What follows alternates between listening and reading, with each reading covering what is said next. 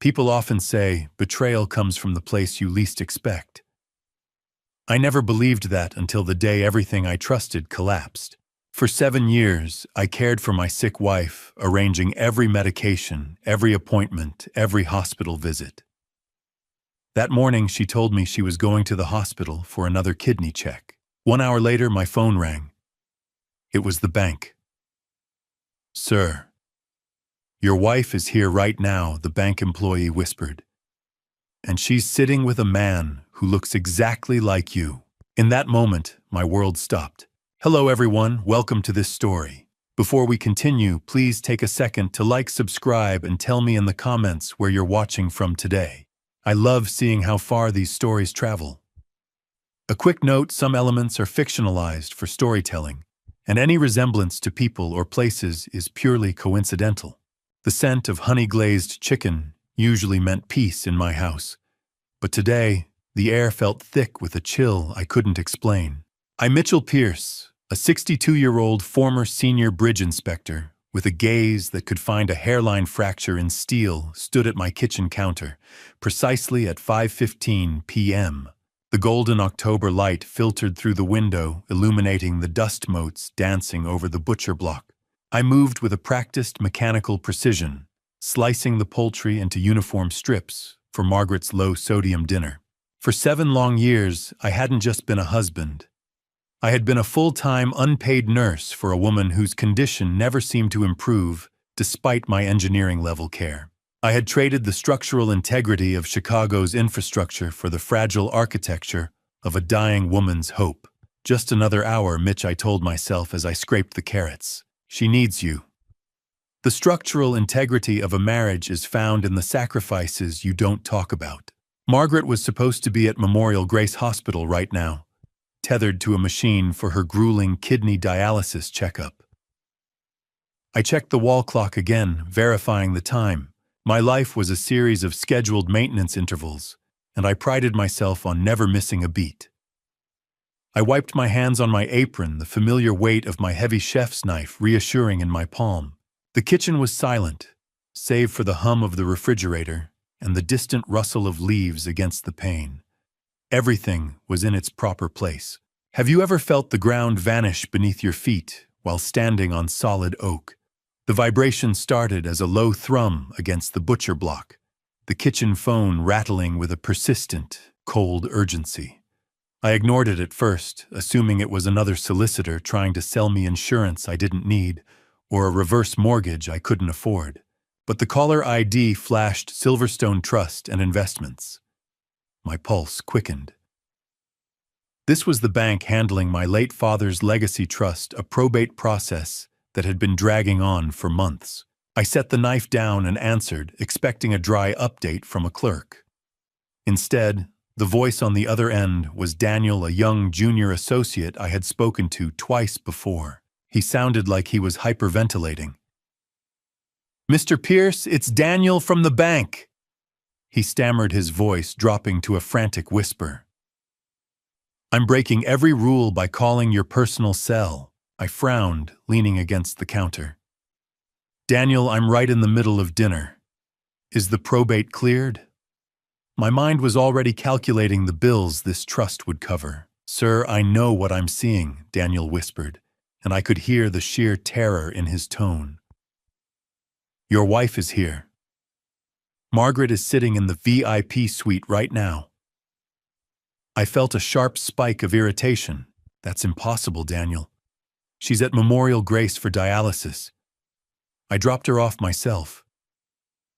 He didn't skip a beat. "Sir, I am looking through the glass. She is right here, and she is with you, or at least she's with someone who has your face. He's wearing your charcoal suit, Mitchell. He has your watch." The knife hit the floor. The blade sang against the tile. A perfect fracture. I stared at the shimmering steel by my feet, my brain refusing to process the data.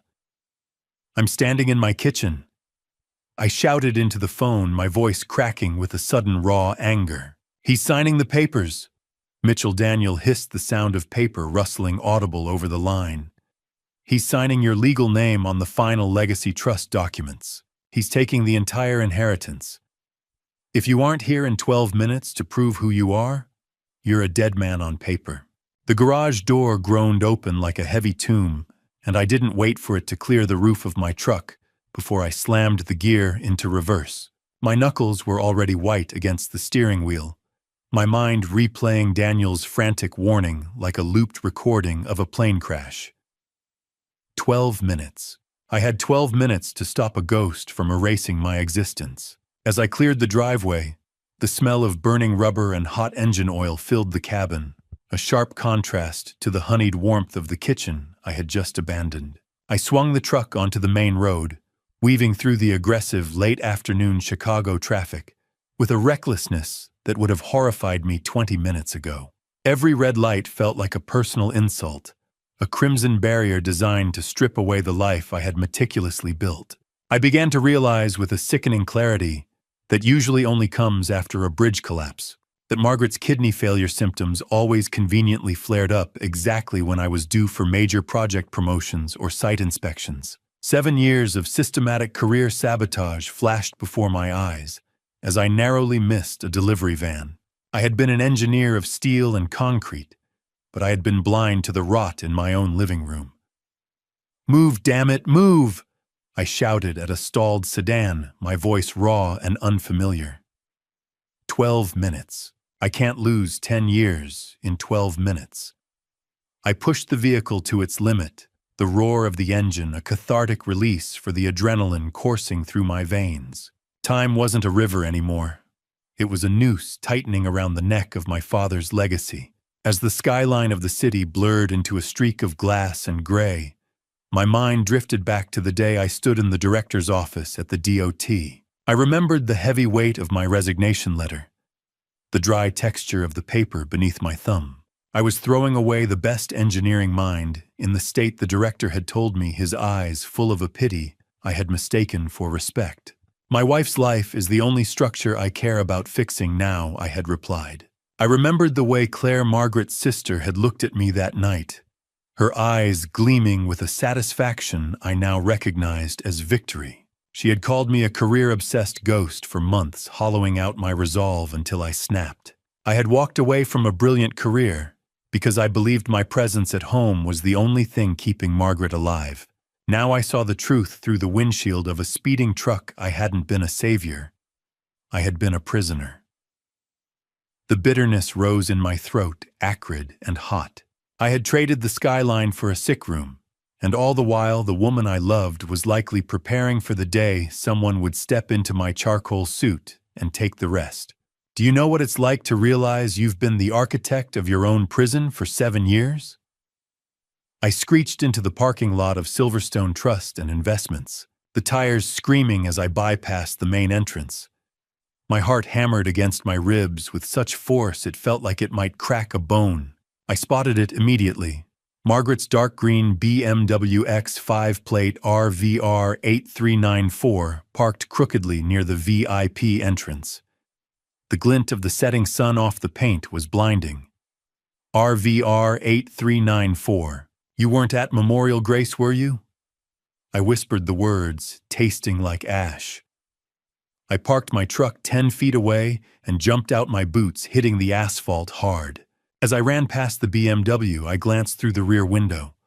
There, tucked half under the driver's seat, was a professional-grade makeup kit peeking out from the shadows. Silicone adhesives and flesh-toned palettes spilled across the floor mat. The man inside wasn't just a look-alike. He was a carefully manufactured double. God, please let me be wrong. Just once, let me be wrong. But I knew the structural integrity of my life had failed. I saw Daniel standing at the side employee entrance, his face as pale as a sheet, frantically waving me toward the shadow of the corridor. The transition from the roar of Chicago traffic to the sterile, carpeted silence of the bank felt like entering a vacuum where the oxygen was being replaced by ice. Daniel, a sharp-featured bank employee in his late 20s, whose life I had saved during a bridge failure years ago, looked like he was witnessing a ghost. He grabbed my arm, his fingers digging into my jacket, with a strength born of pure adrenaline, and pulled me through the side employee entrance. The heavy security door clicked shut behind us, severing my connection to the world outside. I followed him through a maze of narrow, windowless back hallways, my boots thudding rhythmically against the expensive industrial carpet. Every step felt like I was descending deeper into a structural flaw I couldn't repair. Daniel was whispering as we walked, his eyes darting toward every security camera we passed. He explained that the bank's automated systems hadn't flagged the man in the suite. Everything looked perfect on paper. The only reason he had called my personal cell was because of a thank you note I had sent to the branch a month ago. I had embossed the corner with my unique engineering stamp, a small detail the imposter's sophisticated documents lacked. It was a hairline fracture in an otherwise seamless forgery. "He sounds like you, Mr. Pierce," Daniel murmured, his voice trembling as we bypassed a cluster of oblivious tellers. "He moves like you. He even has that slight hitch in his shoulder from your old injury. But the eyes are too hungry." "I'm right here, Daniel," I replied, my voice sounding hollow in the air-conditioned void. "I've been here for 62 years. Whoever is in that room is a phantom." I felt a cold sweat prickling my neck as we approached a heavy steel door marked Security Operations. Silence. The kind of silence that precedes a bridge collapse. The air in the back corridor smelled of ozone and stale coffee, a scent that will forever be linked to the death of my previous life. Daniel swiped his badge and punched a rapid-fire code into the keypad. We entered a small, cramped room dominated by a wall of monitors casting a blue, flickering light over our faces.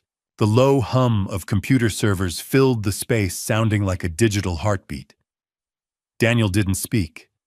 He just reached for the console and hit a command. Monitor 4 flickered, the grainy texture of the security feed smoothing out to show the interior of conference room A. My heart stopped. I watched in absolute paralyzed horror as my wife Margaret, the woman I had spent 7 years nursing, the woman I believed was currently tethered to a dialysis machine, sat tall and elegant in a leather chair. She wasn't pale. She wasn't shaking. She was glowing. She sat there laughing casually, drinking bottled water while chatting with a man who sat in the chair next to her. He wore my charcoal suit. He had my glasses perched on his nose. He even wore my father's gold wedding band. How many thousands of hours had I spent holding her hand while she pretended to be dying? The question tore through me like a jagged piece of shrapnel. "Look at her, Mitchell," Daniel said softly, his face illuminated by the harsh blue light of the screen. "Does she look like a woman who needs a kidney transplant to you?" I couldn't answer. I watched her reach over and affectionately stroke the imposter's hand, whispering something into his ear that made him throw his head back in a silent laugh. It was a gesture of effortless intimacy, a touch of genuine warmth she hadn't shown me in over a decade. I felt a cold, industrial rage beginning to crystallize in my chest, replacing the panic. I watched the monitor as the man with my face leaned in close to Margaret, and for the first time, I saw the true hunger Daniel had described. Not for her, but for the stack of legacy documents sitting between them. I didn't waste another second watching the phantom on the screen. I reached for my phone, my fingers moving with the cold, mechanical precision of a man structuralizing a counter-assault. My eyes remained locked on the graininess of Monitor 4, where the man wearing my face was currently laughing at a joke my wife had likely made a dozen times before. The rage was there, deep and industrial, but I forced it into the background. I needed a legal fortress, and I needed it now. I tapped the contact for Victor Hayes, a 60-year-old top-tier asset attorney, with a voice like gravel and a reputation for being a shark in a tailored suit, and he picked up the call on the first ring. "Victor, they're in the room right now," I said, my voice coming out as a controlled rasp. "They're signing away 30 years of my life. I need an immediate lockdown on the legacy trust." Victor didn't ask for a preamble. He knew my father's estate inside out. He had been the one to help my father set up the trust with a poison pill clause that required my specific physical authorization for any transfer over a million A clause only I can deactivate if I act before the notary's seal is dry. I'm already on it, Mitchell Victor growled. I'm drafting the emergency injunction as we speak. Don't confront them yet. If you storm that room, they'll pivot to a backup plan. Let the law be your hammer. I paced the small security room, the smell of ionized air and electric tension thick enough to taste. Daniel sat at the console, his face pale under the glare of the fluorescent security lights, reflecting off my sweat-beaded forehead. I watched the imposter lean over a document, his hand moving with a fluidity that mocked my own. A bridge doesn't fall all at once. It screams through the rivets first. My life was screaming, and I was the only one listening. I hung up with Victor and immediately initiated a second call. Samuel Torres, a 35-year-old private investigator with a genius-level intellect for digital forensics and a permanent 5 o'clock shadow, spoke with the frantic energy of a man who lived on caffeine and data. Samuel, find out where the digital ghost of my identity lives, I commanded. I want every password, every login, and every remote access point Claire or Margaret has touched in the last year. Samuel's keyboard clattered like a hailstone on a tin roof in the background. If that notary hits submit on the digital terminal before I can flag the transaction, Mitchell, we're chasing smoke across the Atlantic, he warned. They'll have that money moved through 3 offshore layers in the time it takes you to blink. I could feel the frantic tapping of my fingers on the edge of the security console, a rhythmic manifestation of the clock winding down. Tick, tick. The legacy was bleeding. I looked back at the monitor. Margaret was glowing, her face devoid of the sickly pallor I had tended to for 7 years. It was a masterpiece of deception. Just as I was about to signal Daniel to get me closer to the terminal, my phone buzzed with an incoming text from Victor. I swiped it open, my heart hammering. Mitchell. I've hit a snag, Victor said as I brought the phone back to my ear. Mitchell, the injunction will only hold if you can provide your engineering seal at the bank's terminal, Victor said. Your father embedded a failsafe. Any transfer over $5 million requires not just biometrics, but your DOT engineering seal with your unique inspector ID. Ryan can fake your fingerprint with silicon, but he can't fake 30 years of certification. I felt the cold steel seal in my pocket. He doesn't have it. Then get there before he finds a way to bypass it. It turned the legal battle into a race against the clock, a sprint toward a terminal that was less than 100 yards away, yet seemingly on another planet. I felt the cold realization settle in. Victor's voice then dropped to a low, dangerous whisper that chilled the sweat on my neck. I've sent the draft, Mitchell, but I found something in the ledger you didn't tell me about, something that makes no sense. I snatched the warm pages from the printer, the ink still fresh enough to smudge, but the numbers were already etched into my mind like a death sentence. The smell of ozone from the overworked printer filled the cramped security room, mixing with the metallic taste of adrenaline and bile at the back of my throat. My pulse thudded in my ears as Daniel slid the printed financial records across the desk, revealing the anomalies Victor had mentioned with a low, dangerous whisper. I stared at the transaction history, tracing a repetitive outflow of $35,000 every single month for the last 2 years. I cross-referenced the recipient, Linda Crawford Realty Consulting, LLC. The realization that my own sister-in-law had been siphoning my father's hard-earned money under the guise of consulting sent a fresh wave of nausea through me. This wasn't just a sudden heist. It was a slow, calculated bleed that I had unknowingly facilitated with my own trust. I discovered that these consulting fees paid to Linda were actually used to pay for Margaret's high-end wardrobe and designer handbags, which she had hidden in the very storage unit I thought held my engineering blueprints and legacy bridge designs. 35,000, I muttered, my fingers trembling against the grit of the paper. Every month. Daniel, look at the dates. He leaned in his eyes, scanning the columns. They coincide exactly with your wife's dialysis treatments, sir. Each time I had sat in those sterile waiting rooms praying for a miracle, they were celebrating a successful withdrawal. Have you ever looked at a bank statement and realized you were paying for the rope someone was using to hang you? The steady, rhythmic blinking of the server lights felt like a countdown I couldn't stop. Digging deeper into the secondary account logs, Samuel Torres pinged my cell with a new find. A recurring payment of $4,800 for a corporate rental in the Northside Waterfront District. Flashed on the screen Daniel mirrored for me. I checked the leaseholder and found my daughter Claire's name listed as the secondary occupant. Aloft, Samuel, I asked into the speakerphone, my voice sounding like it was being dragged over gravel. I've been living in a house full of hospital beds and oxygen tanks. While they were living at the pier, Samuel's voice came through with a clinical coldness. The lease started the same month you quit your job, Mitchell. It was a humiliating epiphany. I had destroyed my career as a senior bridge inspector to save a woman who was busy furnishing a luxury apartment on my dime. While I was worrying about the structural integrity of our finances, she was worrying about the view of the lake.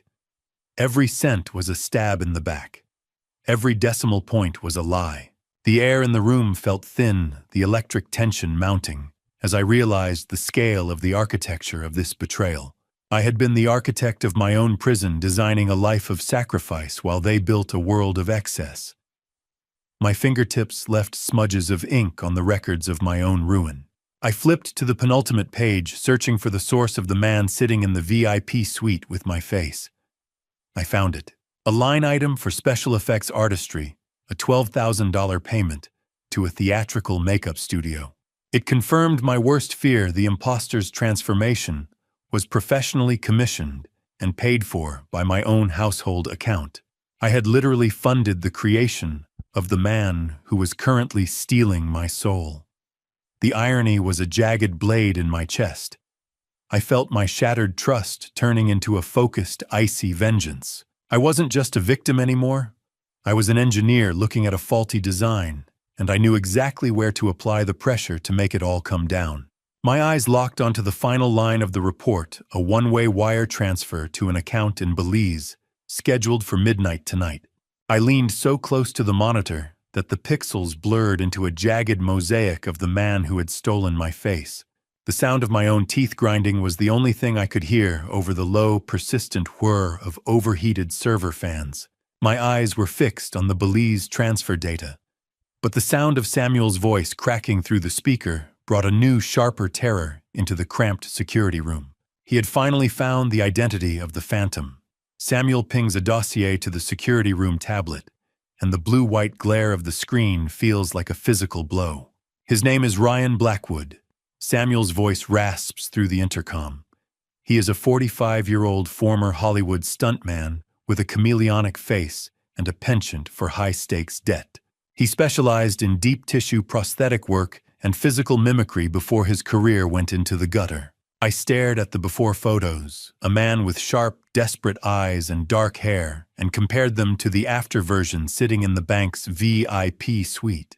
The stuntman had been aged 30 years, with terrifying precision, every wrinkle and liver spot a calculated masterpiece. He's not just wearing my clothes, Samuel.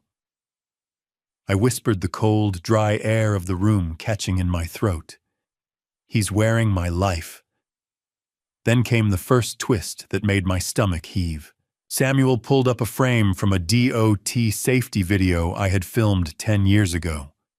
There in the background, standing among the extras, was a younger Ryan Blackwood.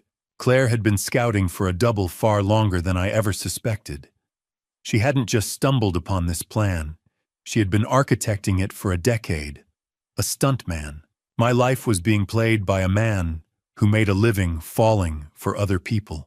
Samuel continued, his voice heavy with the data he was unearthing. Blackwood wasn't just some random actor.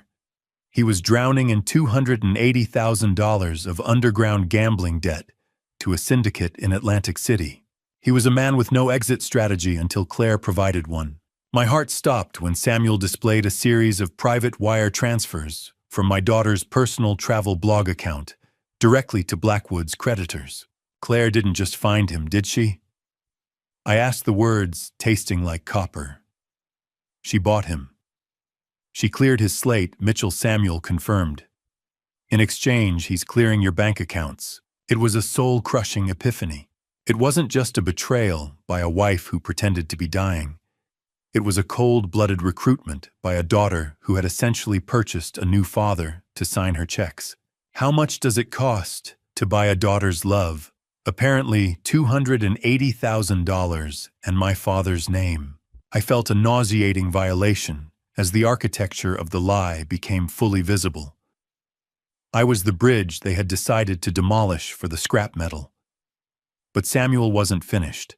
He uncovered a series of hidden folders in Blackwood's cloud storage that turned my icy rage into a paralyzing fire. It wasn't just Margaret and Ryan together in the photos. There were images of Ryan and Claire at the waterfront loft, laughing over wine, looking like a family. They were a couple living a life together in a penthouse I was unknowingly funding while I was home cleaning bedsores and measuring low-sodium chicken broth. I looked at the silver ring on Ryan's finger. My ring, the one I thought I'd lost down the sink drain a year ago, and realized he wasn't just impersonating me to the bank. He was playing the part in a bedroom I hadn't been allowed into for years. The man with my face wasn't just stealing my money. He was living the life I thought I had, while I was relegated to the role of the invisible caretaker in a house built on sand. The sound of my own footsteps echoed in the empty hallway of the bank as I ran toward the parking lot, driven by a need to reclaim the physical proof hidden in my own home. I left the bank behind the cool evening air of Chicago biting at my skin, but I barely felt it. My mind was a structural diagram of failure, tracing the lines of a life that had been compromised at the foundation. Stepping back into my house was like entering a mausoleum I'd spent 7 years decorating with lies and fake prescriptions. The familiar smell of stale lavender and floor wax greeted me, a scent that used to mean safety, but now felt like the chemical signature of a fraud. I stood in the entryway listening to the silence. Usually this house was filled with the artificial hum of a dialysis mimicking machine I'd purchased to keep Margaret comfortable, but with her away at the bank, the machine was dark. It was eerily quiet, the kind of stillness that precedes a total collapse. I walked into the living room, my eyes landing on a framed photo of my daughter Claire. Her smile seemed to mock me from the mantel. "Welcome home, Mitch," I whispered to the empty air. To the house built on quicksand. 7 years of my life had been poured into this place, and I had never even smelled the rot beneath the floorboards. I moved toward the coat closet to hang my jacket, but my hand stopped on the handle. Something was out of alignment. I pulled the door open and shoved aside the heavy winter coats. There, tucked into the far corner, sat a set of expensive hard-shell luggage I didn't recognize. I unzipped the smallest one. It wasn't packed with medical supplies or spare catheters for a hospital stay. It was filled with vibrant summer dresses, silk sarongs, and high SPF sunblock. They were prepared for a tropical climate, not a renal ward. Memory is a bridge with rusted rivets. Once you see the first crack, the whole structure begins to scream. A framed wedding invitation on the hallway wall caught the late afternoon light, triggering a visceral memory of Claire's wedding 5 years ago. I remembered sitting in the darkened master bedroom on that sweltering July day, holding Margaret's hand through what she claimed was a chronic flare-up of her kidney pain. "You should go, Mitch," she had groaned, her face twisted in a performance I'd found heroic at the time. "Don't let my kidneys ruin her big day." I'd refused to leave her side, believing my devotion was the only thing holding her together. I sat in the dark for 6 hours, while Claire's social media feed showed a lavish ceremony at a lakeside estate, a party I wasn't invited to. I realized now that Margaret's illness that day wasn't a tragedy. It was a tactical maneuver. She stayed home to keep me away from the guests who might have recognized Ryan Blackwood standing among the bridal party.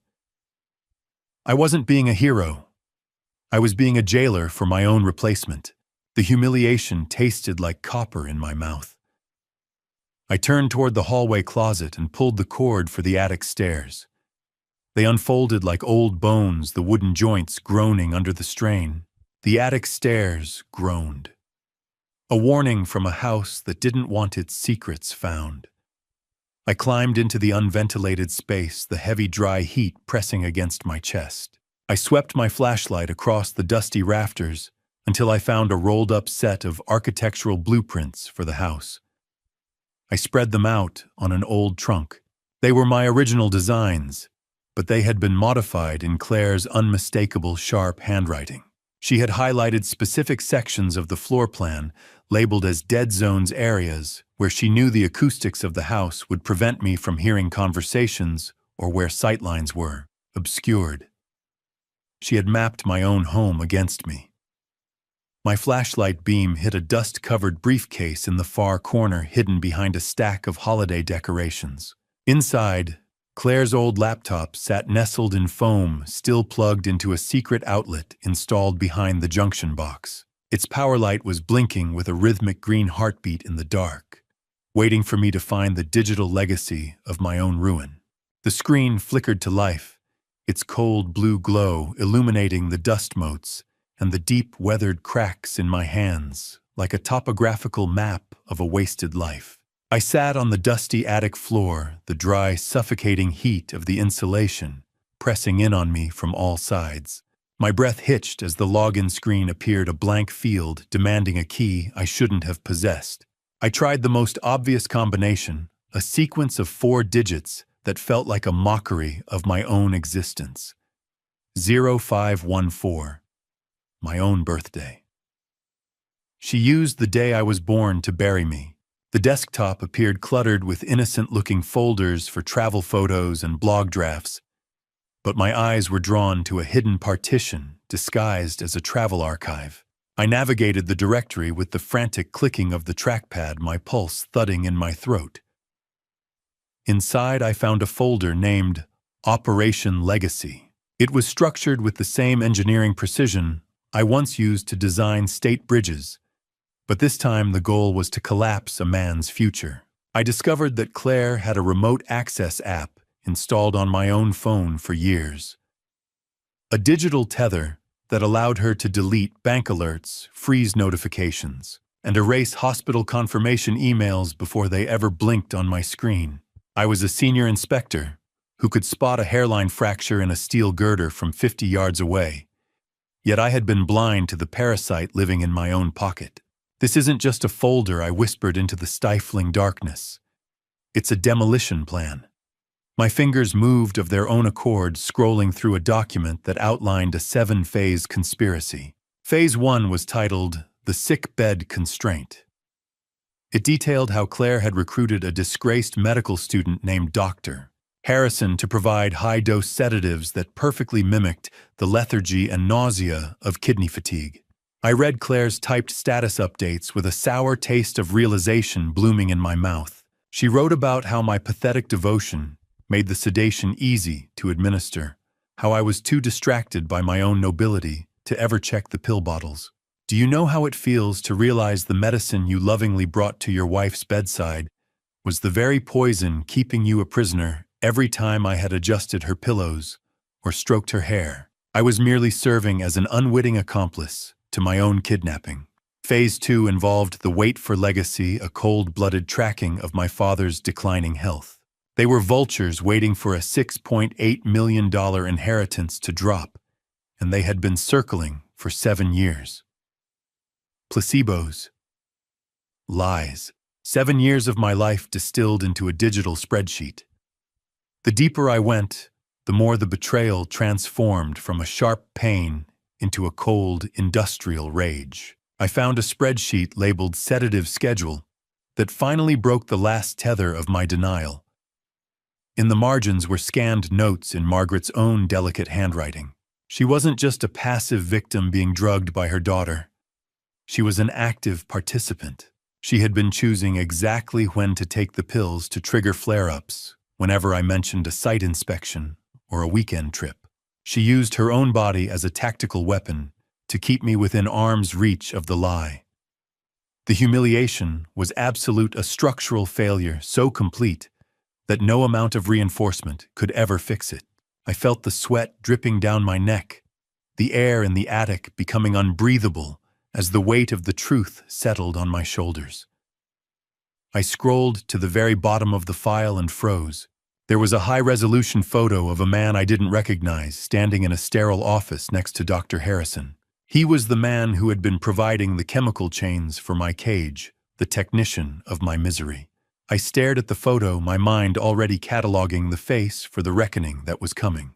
There is a specific kind of soul sickness that comes from watching a stranger practice being you, coached by the woman who promised to love you until death. The cursor hovered over a folder named Mimicry Tutorials, and my finger trembled as I clicked play. The blue, flickering light of the laptop in the dark attic cast long, distorted shadows against the rafters, making the space feel like a witness to a crime. The video was high definition, recorded in the very waterfront loft I had unknowingly funded. In the frame, Ryan Blackwood sat at a desk hunched over a tablet. Margaret was right beside him, her face vibrant and healthy, devoid of the sickly pallor she wore at our dinner table. I watched as Ryan practiced my specific engineering signature hundreds of times. "No!" Margaret's voice came through the speakers, sharp and instructive. Mitchell pauses before the P. He hesitates like he is checking a weld. It is a tic he developed after that bridge failure in '98. I felt a nauseating violation crawling up my spine. She had cataloged my traumas like design specifications. I noticed a video time-stamped from a month ago where she coached him on public interactions. "If the teller asks too many questions, just let me handle it," she said with a dismissive wave. "We will tell people Mitchell has early-onset vocal fatigue from his stress. He is so predictable it is almost boring to play him." Ryan replied, pushing his glasses up his nose in a way that was a perfect mirror of my own habit. Click. Rewind. The sound of my wife's laughter felt like a serrated blade against my ears. I sat in the dry heat of the attic for a long time after the screen went black. The sound of the video's looped playback still echoing in the silence. My life had been a masterclass in deception, and I had been the only student who didn't know the curriculum. I finally closed the laptop, the green standby light blinking like a heartbeat in the dark, and retreated from the attic. I moved through the hallway past the room where I had spent years fetching water and fluffing pillows, and entered the master bathroom. I didn't turn on the lights at first. I let the moonlight spill in through the frosted window, illuminating the sharp, synthetic smell of Margaret's expensive perfumes that still lingered in the air. I stood before the cold, smooth surface of the bathroom mirror and finally flipped the switch. I looked at the man in the glass. For 7 years, I had allowed myself to become the caregiver, the worried husband, the man with the caregiver's slouch. Have you ever looked in a mirror and realized you've been a ghost in your own hallway? I began to consciously strip away that identity. I straightened my shoulders with the rigid discipline of a bridge inspector, assessing a primary load-bearing member. I cleared the exhaustion from my eyes, replacing it with the cold, industrial gaze that used to make junior engineers tremble. "You practiced the shell, Margaret," I whispered to her reflection in my mind. "You didn't account for the foundation. You can mimic the hitch in my shoulder, but you can't mimic the iron." I realized that while they had stolen my clothes and my ring, they had never possessed my iron-willed integrity. I am Mitchell Pierce, and tomorrow I am bringing this whole bridge down. As I reached up to splash cold water on my face, a glint caught the light. On the monitor earlier, Ryan had been wearing a specific watch. It wasn't a replica. It was my actual DOT commemorative watch, the one with the engraved steel casing I thought I had lost in a hospital cafeteria 3 years ago. She hadn't just replaced me. She had been harvesting my life piece by piece for years. I gripped the edge of the porcelain sink until my knuckles turned white, the weak man vanishing as a cold industrial rage took his place. The headlights of my truck sliced through the thick Chicago fog, a twin beam of truth, cutting toward the woman who had helped gut my life for $35,000 a month. My knuckles were still white on the steering wheel, the engine's growl vibrating through my chest as I pulled into the gated entrance of the Gold Coast. I was no longer the soft, grieving husband who fetched pillows and brewed herbal tea. That man had died in front of a bathroom mirror an hour ago. I was an inspector now looking for the stress points in a crooked bridge. I arrived at Linda Crawford's luxury condo at exactly 11 p.m. Linda Crawford, 56, adjusted her professional blazer nervously as she opened the door, her hands shaking as I pushed past her without waiting for an invitation. She tried to feign a sleepy surprise, but the smell of expensive, clinical air freshener and the way her eyes darted toward her laptop on the counter told me she had been waiting for a signal that never came. I marched to her designer glass coffee table and spread the forensic bank audits across the surface. The white pages glared under her recessed lighting, sharp and clinical. "You sell houses, Linda," I said, my voice as cold as a Lake Michigan winter. "Since when did you become a medical consultant for my wife's kidneys?" I watched the blood drain from her face as I pointed to the recurring payments from my father's legacy trust to her shell company. "Mitchell, I was just trying to help her." She stammered, her voice thin.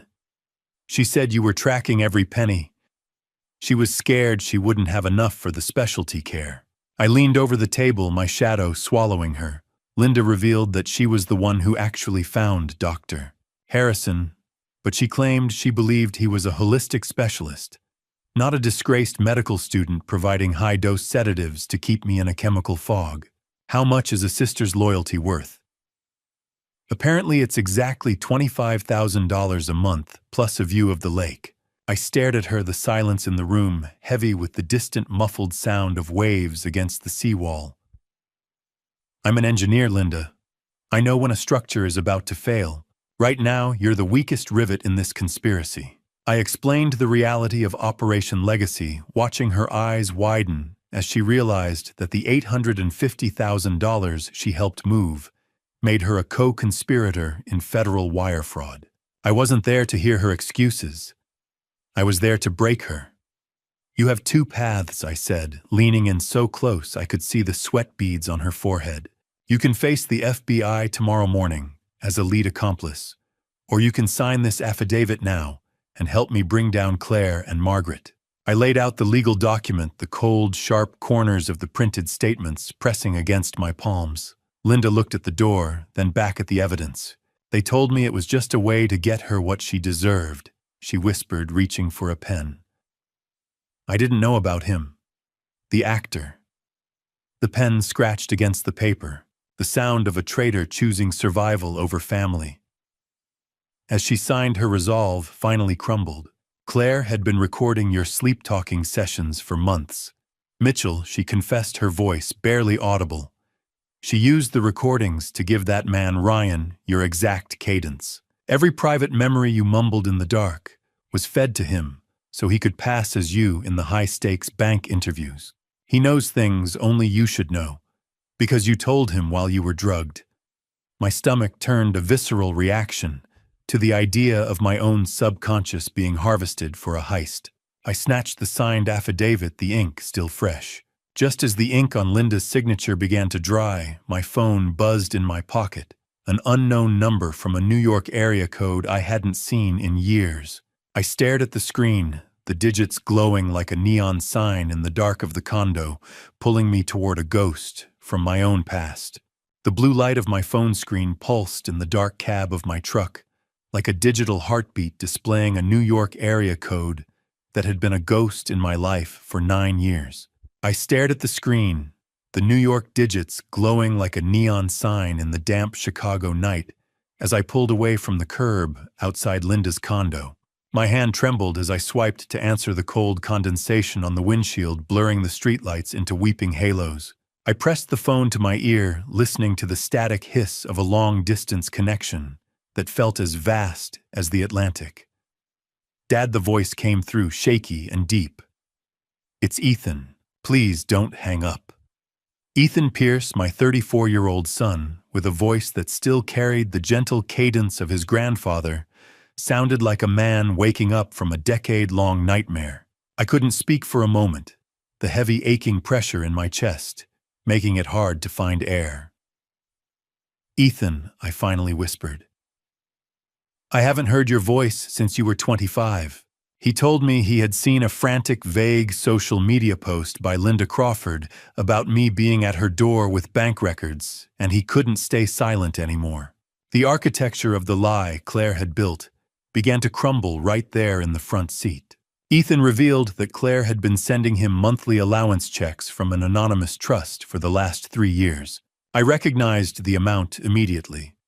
It was siphoned directly from my father's legacy, my own inheritance being used to buy my son's distance.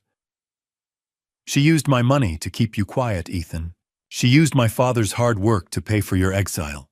How do you bridge a 9-year gap in a 10-minute phone call while your world is on fire?" The hazard lights clicked rhythmically, a metronome for the years we'd lost. Ethan's confession became even more devastating as he described an email he had received 6 months ago. It was from Claire, but clearly intended for the imposter Ryan Blackwood. It contained a draft of Phase 5 of something called Operation Legacy. Ethan admitted he had been too cowardly to reach out, then assuming it was a dark, creative writing project or a sick prank. He had spent years believing Claire's lies, that I was the one who had cut him off, that I was a bitter, weak man who didn't want him in my life. I thought it was a joke, Dad, a script for one of her luxury travel videos. I didn't think she was actually erasing you. He sounded smaller now, the distance between us closing with every word of regret. "She told everyone I was the one who cut you off, Ethan. She told me you hated the man I'd become." The silence on the line wasn't empty. It was full of the years we'd lost to a monster's design. We sat there, father and son, connected by a thread of fiber optics and shared trauma. But Ethan's voice sharpened the grief, turning into a warning. He mentioned that in the misdirected email, Claire had bragged about having a second notary on standby, a personal friend who would sign anything for a price. My heart sank. The injunction Victor was filing at Silverstone Trust wouldn't be enough if they moved the meeting to a private location or a different branch. The law was a bridge, but Claire was building a tunnel underneath it. "I'm coming home, Dad," Ethan said, his voice firming with a sudden, desperate resolve. "I have the email. I have the check stubs. And I have something else, something Claire said about a Phase 7 that you haven't found yet." I gripped the steering wheel, the leather cold under my palm. I wasn't alone anymore. The isolation Claire had engineered for 7 years had finally suffered a structural failure. The Chicago wind howled through the steel girders of the L train tracks, a mournful industrial scream that matched the cold clarity settling into my bones at 6 a.m.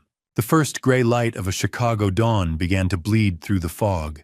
As I pulled into the staging area, my mind racing through the implications of Ethan's warning about Phase 7. I sat in a nondescript silver sedan, parked a block away from Silverstone Trust, the engine ticking as it cooled. Beside me sat Detective Morris, a 45-year-old veteran of the Financial Crimes Division, with tired eyes and a jaw that looked like it was carved from Illinois granite, who checked the signal on my wire. Victor Hayes sat in the back, his face a mask of legal grimness as he reviewed the finalized affidavit from Linda Crawford. Linda herself sat pale and silent in a separate police vehicle 10 yards behind us, her role as the weakest rivet finally serving a purpose. Morris adjusted the volume on the surveillance receiver, the static crackle of the earpiece a constant reminder of the stakes. He told me that they had tracked Dr. Harrison overnight. The man wasn't just a disgraced student, but a childhood friend of Ryan Blackwood. It proved the conspiracy had roots in Ryan's desperate past, long before he ever met my daughter. "You're wired," Mitchell Morris said, his voice low and steady. "Every word in that room is a nail in their coffin." I nodded, watching the diesel fumes from a passing bus swirl against the windshield. "I've built bridges that stood for 50 years, Detective. I'm not letting this one collapse before I get my pound of flesh." We waited in the biting cold of the morning air, the city waking up around us with an indifference that felt surreal. Have you ever stood in the shadows and watched a ghost steal your morning coffee, your suit, and your wife's loyalty all at once? At 8:45 a.m., the green BMW X5 pulled into the VIP lot. I raised the high-powered binoculars, my breath hitching, as I saw the man step out of the driver's side. Ryan Blackwood was wearing my favorite charcoal suit, the one I had tailored for my father's funeral. His wig was so precise, the silvering at the temples so exact, that it made my skin crawl with a visceral sense of violation. Margaret followed him out, her performed weakness perfectly choreographed. She leaned heavily on Ryan's arm, playing the role of the frail, dying victim for the security cameras. A moment later, Claire pulled up in a separate rideshare, stepping out with a mask of boardroom-ready ambition. "Look at him," I whispered, my teeth grinding. "He even mimics the way I favor my left knee when it rains." Victor reached forward, his hand heavy on my shoulder. "Don't let the anger break your rhythm, Mitchell. Stay behind the curtain until I give the signal." I watched through the lenses as they approached the glass doors, the metallic click of the bank's electronic locks echoing in my mind. Then I saw it. As Margaret adjusted her wrap, the medical alert bracelet I had bought her was gone. In its place was a diamond-encrusted watch that shimmered in the morning light. My mother's watch, the piece I was told had been lost during the estate probate. The lie wasn't just in their words. It was draped over their skin. 9 o'clock. The tumblers turned. The cage door opened. The conspirators disappeared into the lobby, and the air in the sedan suddenly felt too thin to breathe. Morris gave me a sharp nod, the final confirmation that the federal agents were in position on the internal servers. I adjusted the microphone hidden beneath my stiff collar, feeling the cold weight of the industrial rage finally finding its outlet. I looked at Victor, stepped out into the freezing wind, and walked toward the bank. I entered the sterile lobby just as the notary inside conference room A raised her seal for the final signature, the shadow of the man I used to be falling across the glass. The silence inside the bank was absolute, a heavy air-conditioned weight that smelled of floor wax and impending ruin as I approached the door to conference room A.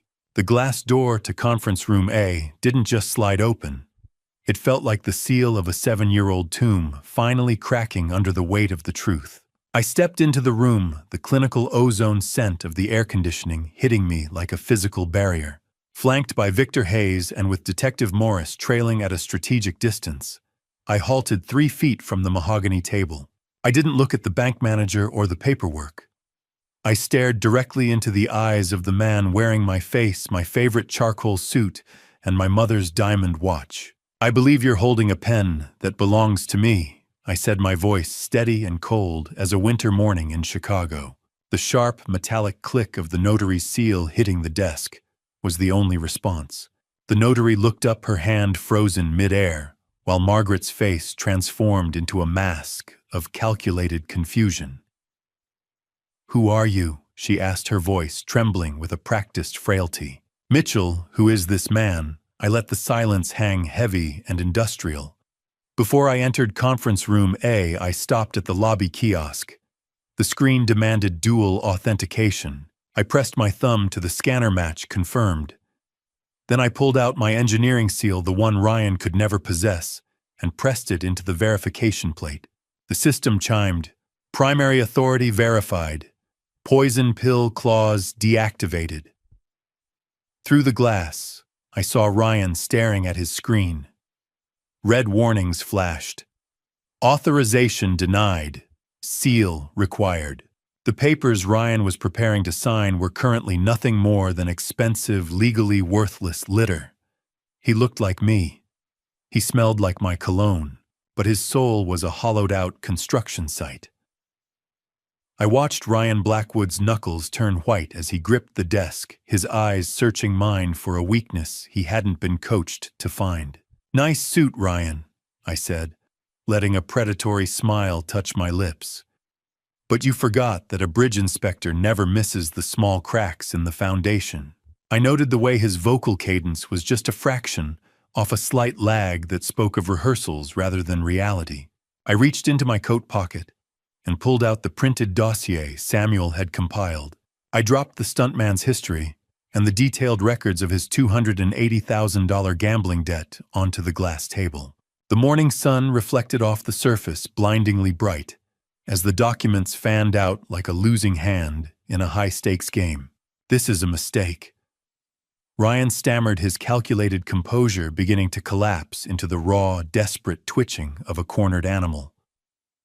"Mitchell, tell them," he cried out, looking toward Margaret, but she was staring at the dossier with wide, uncomprehending eyes.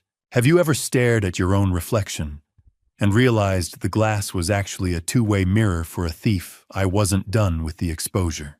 I turned my gaze to the notary, who was slowly sliding her chair back toward the door. "I wouldn't do that, Sarah Vane," I said, using her full name. "I know all about your friendship with Claire. I know about the emails where she promised you a cut of the Belize transfer for your services today." Sarah's face turned the color of ash, and she froze, trapped in the room by the very conspiracy she had hoped would set her up for life. I saw the sweat darkening the collar of Ryan's suit, the fabric I had worn to my own father's funeral. The violation felt physical, a structural rot that had finally been brought into the light. The room was a cage now, and the locks were entirely in my control. I leaned over the conference table, my shadow falling across Ryan's trembling hands, and watched the realization of his total failure settle into his eyes. I leaned in closer until I could see the silicone seams behind his ears and whispered his real name just as Detective Morris's hand went to his holster. "You're done, Ryan. The show is over."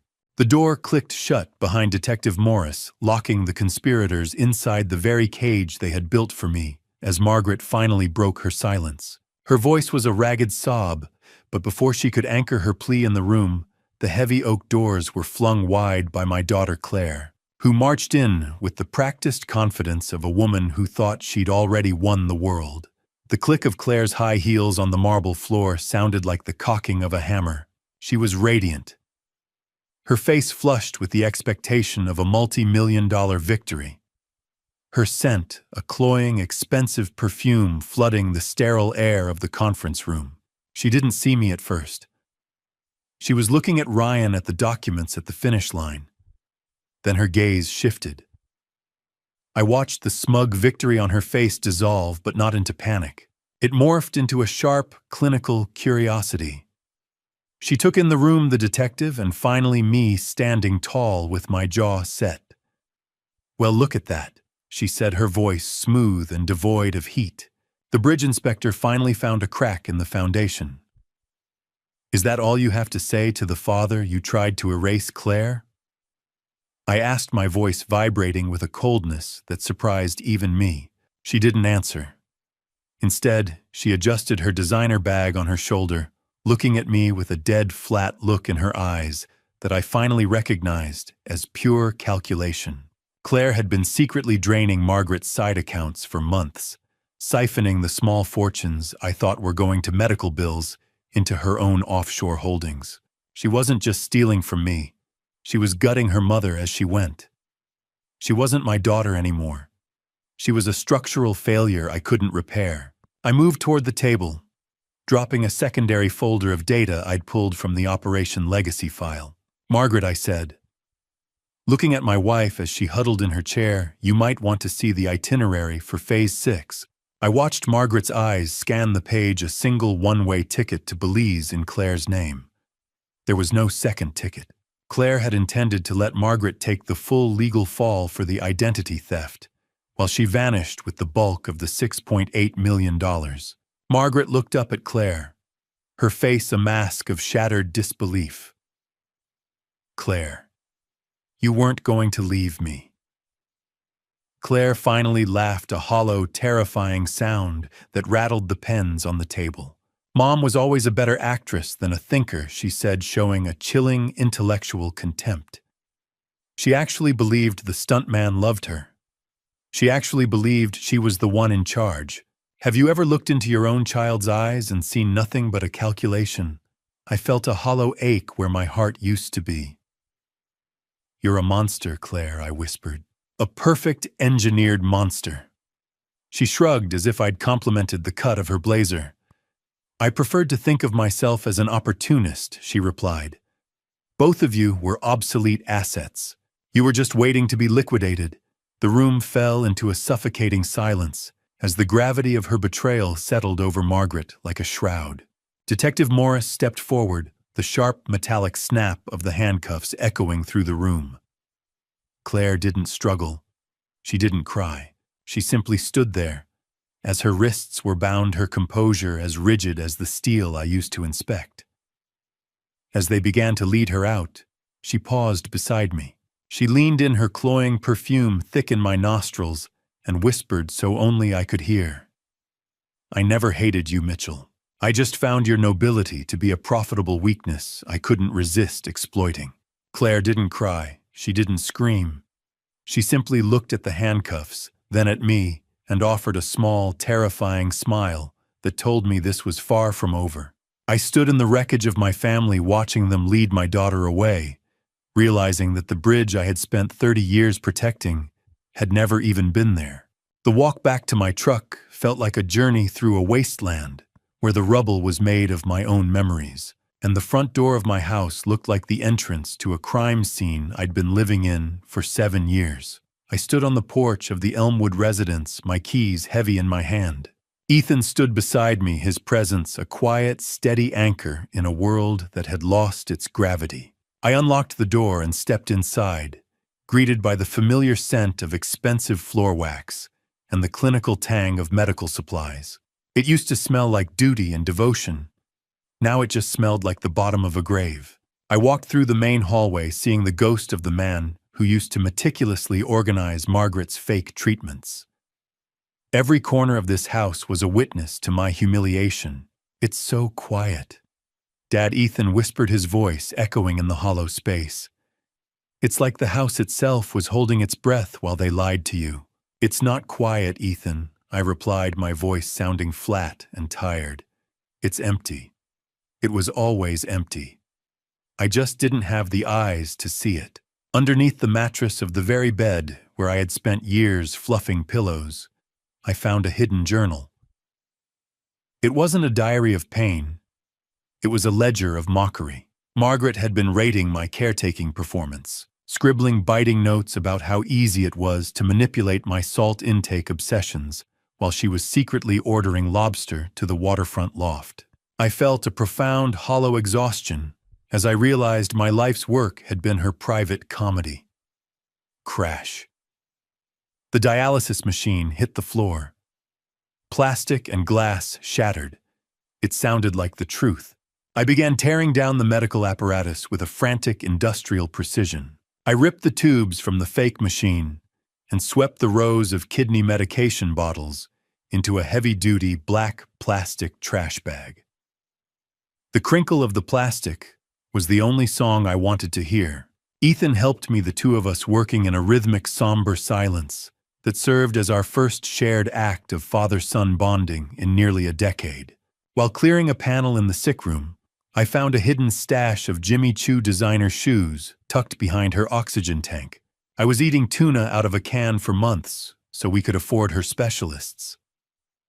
I said, staring at a pair of 4-inch heels that had cost more than my first truck. "Don't look at the shoes," Dad Ethan said, placing a firm hand on my shoulder. "Look at the trash bag. It's all going where it belongs." Have you ever cleaned out a room and realized the only thing you were actually throwing away was your own misplaced mercy? I carried the bags through the house, the smell of dust and stagnant air following me like a persistent ghost. I reached the kitchen island where the last tray of pills I prepared this morning sat waiting. I remembered the tenderness with which I used to hand her the water glass, the way I'd watch her throat move as she swallowed her lies.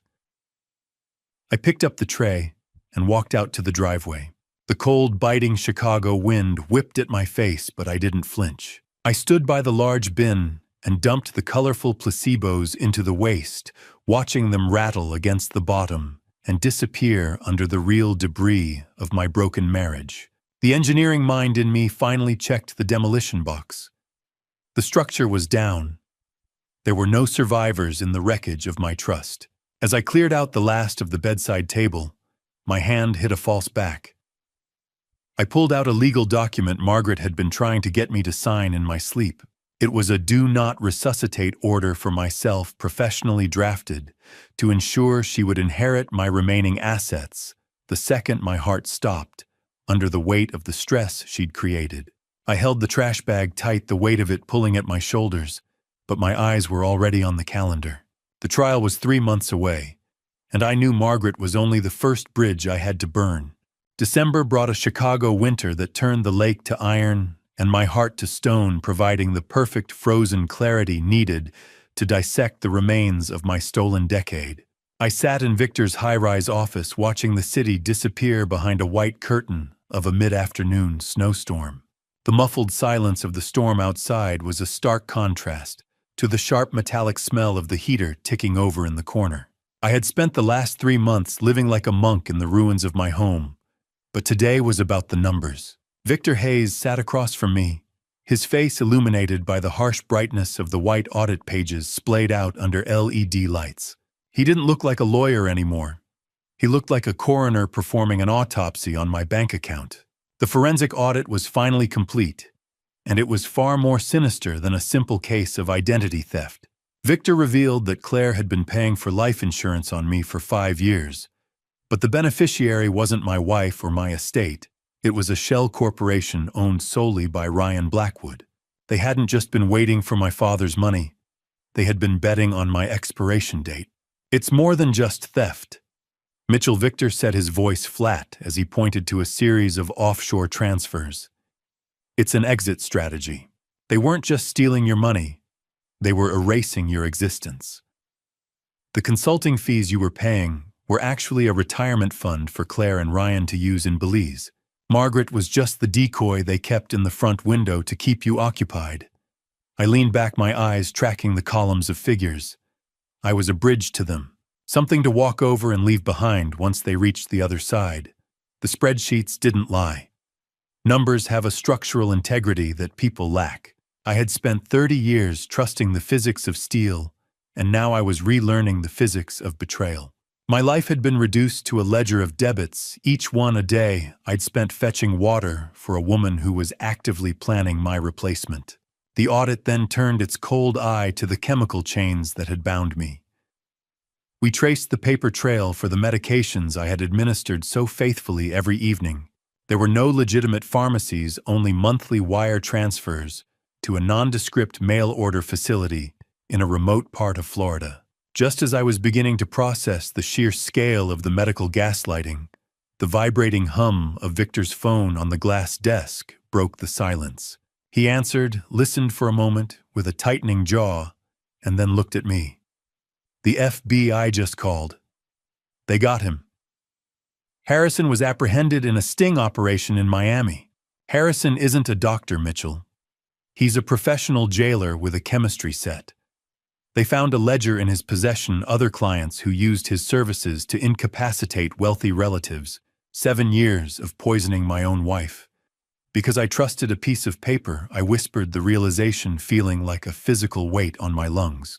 I had been the one holding the spoon, the one ensuring the dosage was correct, all based on a script written by a criminal. How do you quantify the cost of a decade spent in a drug-induced fog of someone else's making? I felt a grim validation, but it was hollow. The structure of my family was gone, replaced by a crime scene that spanned 3 states. Victor slid a final thin folder across the desk. It contained a transcript of Harrison's initial confession to the Miami field office. He told the agents that Margaret was actually the one who requested a higher dosage of sedatives for me 6 months ago. She told him I was becoming too unpredictable, too prone to asking questions about the banking alerts. She didn't just want me quiet. She wanted me under. I stared at a Phase 7 detail mentioned in the final paragraph of the confession. It made the hair on my arms stand up. I wasn't just being managed. I was being prepared for a final removal. The county courthouse in January felt like a meat locker, a fitting place to decide which parts of my family were dead and which were merely rotting. I walked through the double doors, the smell of old paper and industrial floor cleaner clinging to the heavy, stagnant air. Every step I took on the linoleum seemed to echo with the finality of a structural collapse. I took my seat on the cold, uncomfortable hardness of a wooden gallery bench, my back straight, my expression an unreadable mask of iron. I watched Margaret enter the courtroom, and the sight of her sent a sharp, bitter wave of nausea through my chest. She was back to using her cane, the sharp, synthetic squeak of the rubber tip punctuating the silence of the room. She wore a drab, oversized wool sweater that made her look small and fragile, a carefully constructed costume designed to evoke pity. Her lawyer stood and began to weave a narrative of tragedy, arguing that my client was a puppet, Your Honor, tethered by her own daughter's sociopathic ambition. He spoke of psychological coercion and duress, painting Margaret as a victim who had been forced into the charade. I watched her from the gallery, seeing the way she cast tearful, longing glances toward me, as if pleading for a bridge of forgiveness I no longer possessed. I revealed my own countermeasure. Then a meticulous caregiver's log I had kept for 7 years, documenting every time she claimed to be in pain, which cross-referenced perfectly with the dates Claire had gone on shopping sprees in the city. The design of her lies was failing under the weight of my data. The cane was a prop. The tears were a special effect. I was done being the audience. I was called to the witness stand, and I felt the eyes of the room press against me like a load-bearing wall. Judge Sterling, a man with a face like a worn-out gavel, and eyes that had seen every trick in the book, peered over his spectacles at me. I didn't look at Margaret as I gave my statement. I spoke with the rigid steel of an inspector, recounting the signature practice videos and the sedative schedule we had recovered from the laptop. I refused to provide the character testimony her defense so desperately needed to reduce her charges. In my professional life, a bridge doesn't fall because of one bad rivet. It falls because the design was corrupt. From the start, I told the court, my voice calm and absolute. She wasn't coerced. She was the one holding the stopwatch. How do you offer mercy to the person who spent 7 years measuring the depth of your grave? I felt the last cable of our marriage snap in that open court, the tension finally leaving my shoulders as I spoke the truth. The defense attorney tried to rattle me, suggesting I was a bitter man looking for vengeance. But I simply looked at him with the same detachment I used for a hairline fracture in a steel girder. You don't get angry at a broken bridge. You just dismantle it so it doesn't hurt anyone else. The judge leaned back, the heavy, rhythmic thud of his gavel silencing the room as he prepared to deliver his ruling.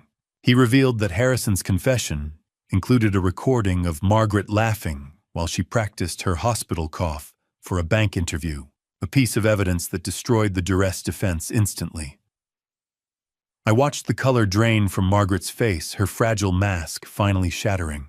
The judge hammered his gavel, the sound echoing like a structural snap, and looked at Margaret with a coldness that matched the Chicago wind outside.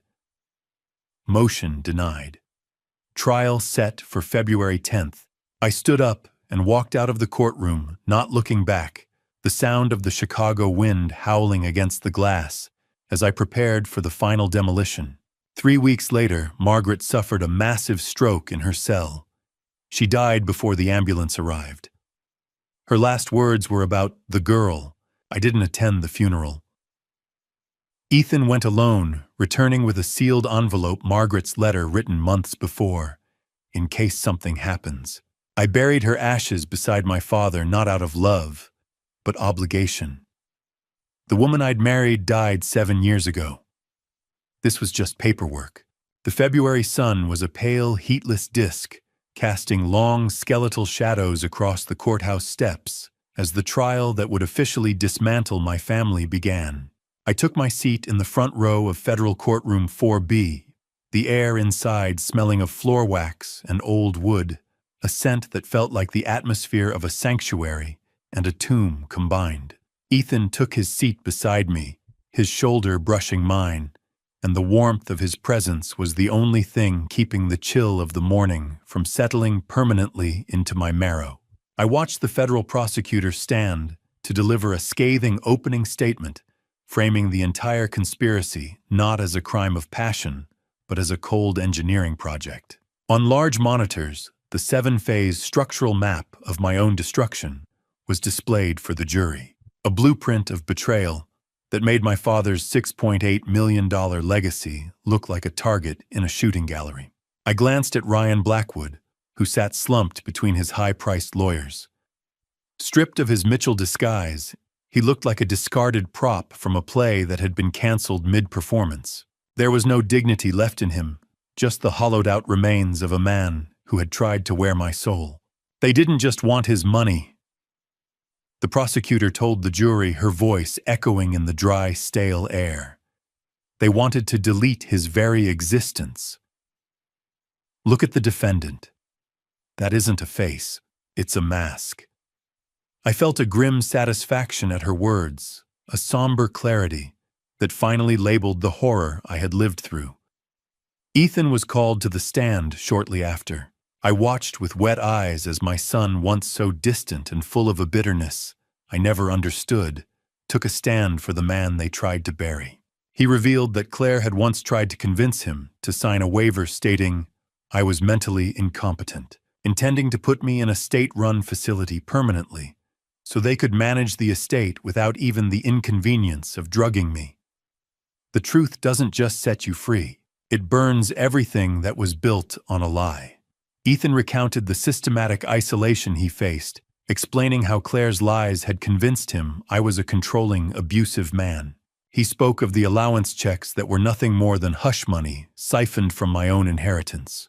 The rhythmic tapping of the court reporter's keys was the only sound in the room, as Ethan described the misdirected email that finally broke the spell. "I was a fool, Dad," he said, turning his gaze directly from the witness stand to mine. "I let them pay me to stay away while they poisoned you." His voice broke, and for a moment, the heavy silence of the courtroom was filled with the weight of 9 lost years. I am here to stand for my father. Have you ever seen your own child apologize for believing a monster over you? It's a bridge being rebuilt in real time, one rivet of trust at a time. I gripped the wooden armrest of my chair, my knuckles white, feeling the structural integrity of my life returning. As Ethan stepped down from the stand, he did something that wasn't on the witness list. He reached into his pocket and handed the prosecutor a small, silver-encrypted USB drive he had found hidden in his old New York apartment. He explained that Claire had stashed it there during a visit, likely as a secondary backup for her Belize exit strategy. It contained secret recordings of Ryan and Claire discussing their future plans that involved leaving Margaret behind to face the fallout. I felt the warmth of Ethan's hand as he returned to the gallery and gripped mine, our fingers interlocking for the first time in a decade. But my gaze was pulled to the side door. Margaret was being wheeled in for her testimony, her face a mask of calculated frailty. She wasn't looking at me. She was looking at that silver drive in the prosecutor's hand, and for the first time since the bank, I saw real terror in her eyes.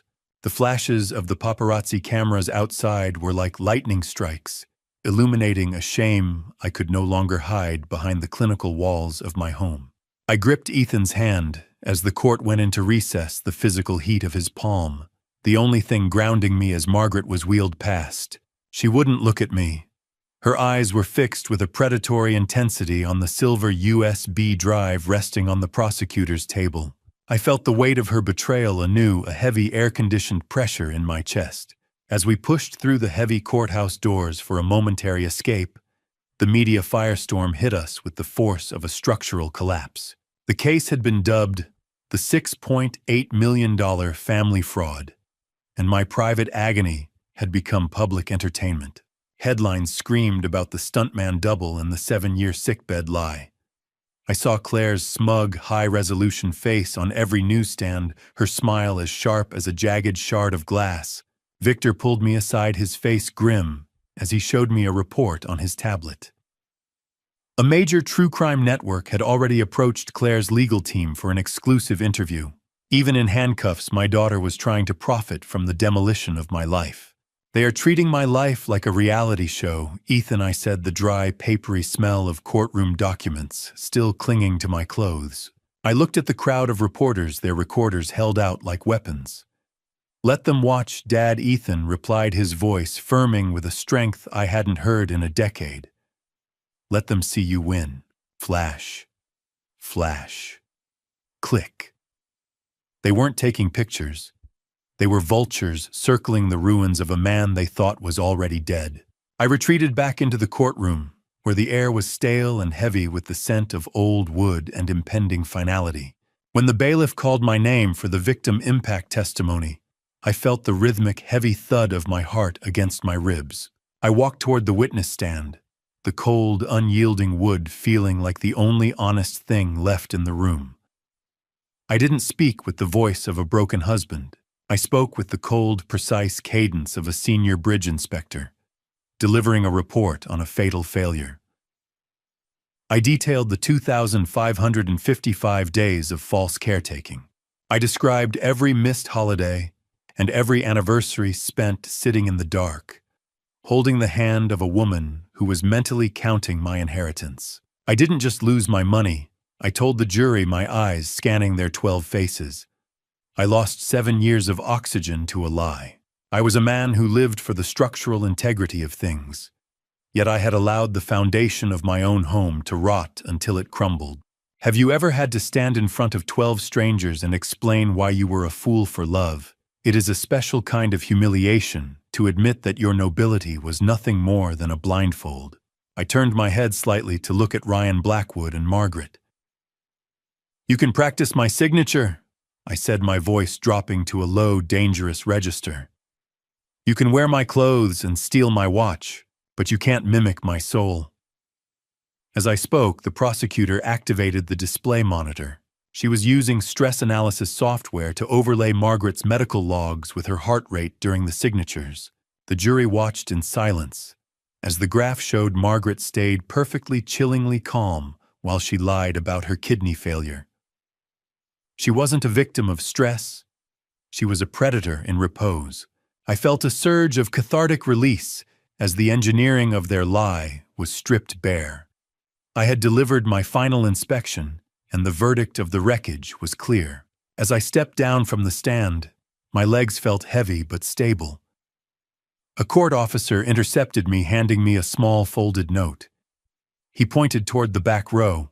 My heart skipped a beat as I saw a woman sitting in the shadows of the gallery, a woman who looked exactly like the professional makeup artist Samuel had identified in his forensic report. The sentencing phase felt like the final rivets being driven into the coffin of my past life as I unfolded the note with trembling fingers.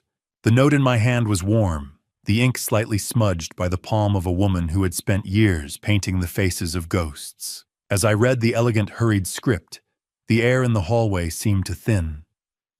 The woman was Sienna Blake, the makeup artist Samuel had flagged in his report. She hadn't come to gloat. She'd come to clear her conscience. The note revealed a chilling detail. Ryan Blackwood hadn't just asked her to make him look like me. In the earliest stages of their meetings, he'd brought in photos of my father requesting a likeness of a man 20 years older than I am. It was a terrifying revelation. This wasn't just a heist against me. They had been scouting for a way to infiltrate the legacy long before my father had even passed. I moved back into the courtroom, my mind spinning with the calculated cruelty of it. I took my seat as the judge called for order, his voice like a gavel striking iron. The sentencing hearing began with Ryan Blackwood.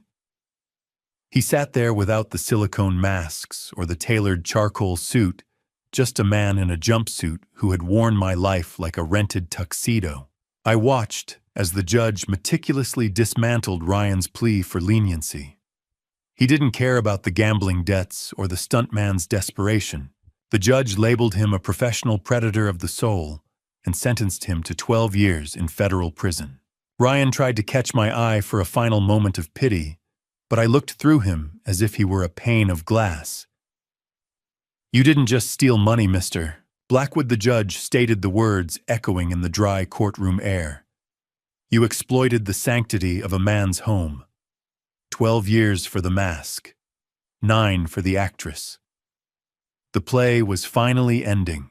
Margaret was wheeled in next, her frailty no longer a performance, but a genuine consequence of her psychological collapse. The judge rejected her motherly devotion defense, citing the audio recordings of her mocking my trust. She was sentenced to 9 years a term, reduced only because the digital evidence proved Claire was the primary financial beneficiary. Mitchell. I'm so sorry, she whispered as the guards began to move her. Please tell Claire that I love her. I didn't respond. I couldn't. 9 years for a 7-year lie almost felt like an even trade, but the mathematics of the heart don't work that way. I watched the heavy metallic thud of the jail transport doors closing in my mind's eye. How do you rebuild a foundation when the people who poured the concrete were the ones who hid the dynamite? Later, I met Linda Crawford in a small probation office conference room. The smell of floor wax and stale coffee was overwhelming, and the pale fluorescent light cast long, weary shadows across the table. Linda, now a state witness, was signing over the remaining $650,000 from her shell company.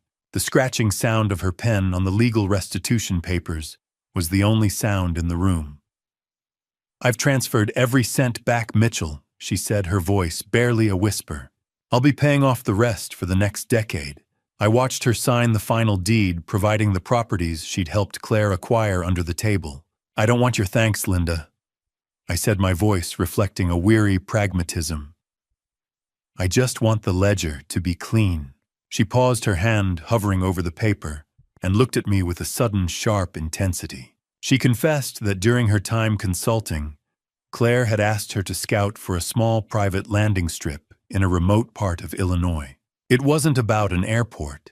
It was about a final escape route I hadn't even considered. I watched Linda walk out the door, but my mind was stuck on a single word in Sienna's note. A word that pointed to a hidden asset even Victor hadn't found in the audit.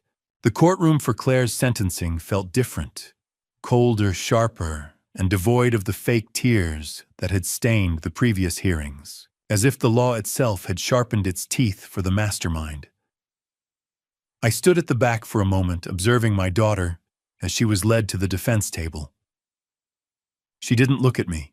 She didn't look at Margaret, who sat huddled in her own silent misery. Claire stood before the judge with a rigid intellectual defiance, her chin tilted up, as if she were the only person in the room who understood the true value of the game. The prosecution characterized her as the architect of an emotional demolition, a woman who didn't just want wealth, but who took pleasure in the systematic erasure of her own father. 18 years for the mastermind, I whispered, as the judge delivered the sentence. You didn't just want my money, Claire. You wanted to erase my name. She finally turned to me as the guards gripped her arms. You think you've won, Dad? She shouted, her voice echoing in the stale air. You're still the same pathetic bridge inspector, just in a more expensive cage. I watched her go, realizing that the poison pill she had left behind was far more than just a legal clause. 18 years. A long time to sit in a cell and realize that your father's weakness was actually your own undoing. Months later, in September, I returned to the Elmwood District home for the final time. The stark brightness of the September sun hit the bare floorboards, illuminating the dust motes dancing in the empty space. The house was a shell. I walked through the quiet rooms, hearing the hollow echo of my own footsteps. I could still see the outlines on the carpet, where the medical equipment once stood, ghostly reminders of my 7-year imprisonment. It was a construction site for a heist, a structure I had maintained with the obsessive care of a man who thought he was saving a life. I discovered then that Claire had taken out a second mortgage on the house using a forged power of attorney. The sale proceeds would be significantly less than I anticipated, a final parting gift from a daughter who wanted to ensure my foundation remained unstable. Have you ever walked through your own house and realized you were the only real thing in a world made of cardboard and lies? I began to pack the last of my engineering blueprints. The only things from this place that held any structural integrity. A forgotten document slipped from the box, a faded brochure from Midwest Fertility and Surrogacy Center, dated 2018. Margaret and I had signed the contract 8 years ago, hoping for a second child after Ethan left. But then her kidney symptoms began, and I assumed the clinic had canceled everything. Now I understood Claire had intercepted the clinic's emails. She'd kept the surrogacy alive without my knowledge. I left the luxury furniture and the designer shoes behind for the liquidators. I wanted no part of the debris they represented. 7 years of maintenance on a structure that was rotten at the core. I muttered, sealing the final box. The smell of cardboard and dust was the scent of my liberation. The real estate agent met me in the kitchen, her heels clicking on the tile.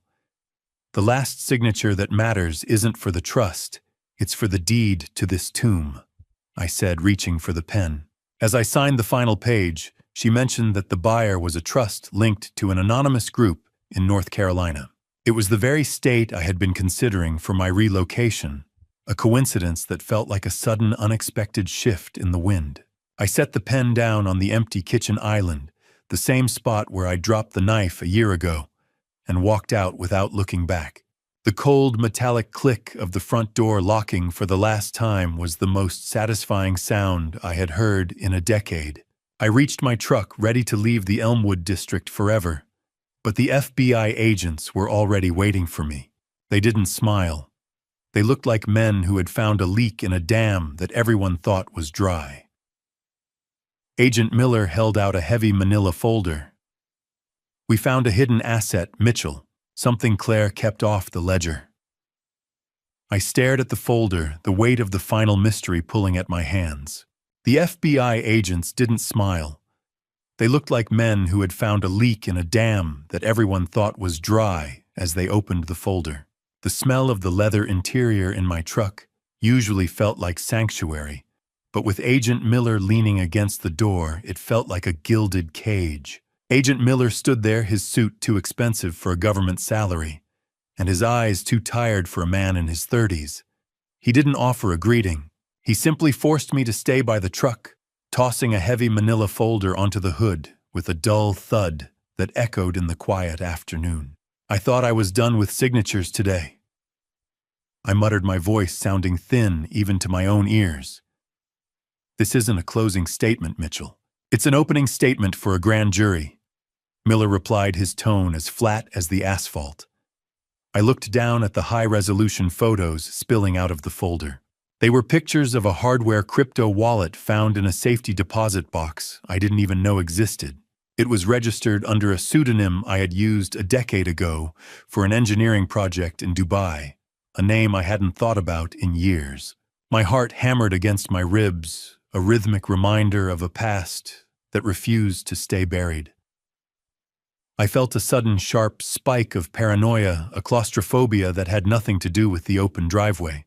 The FBI hadn't come for the house or the knife. They had been tracking a dormant digital ghost that had suddenly woken up the second I signed the sale papers. Silence. Not the peaceful kind, the kind that precedes a car crash. Miller gestured for me to get inside the truck. He climbed into the passenger seat, the smell of stale coffee on his breath filling the small space.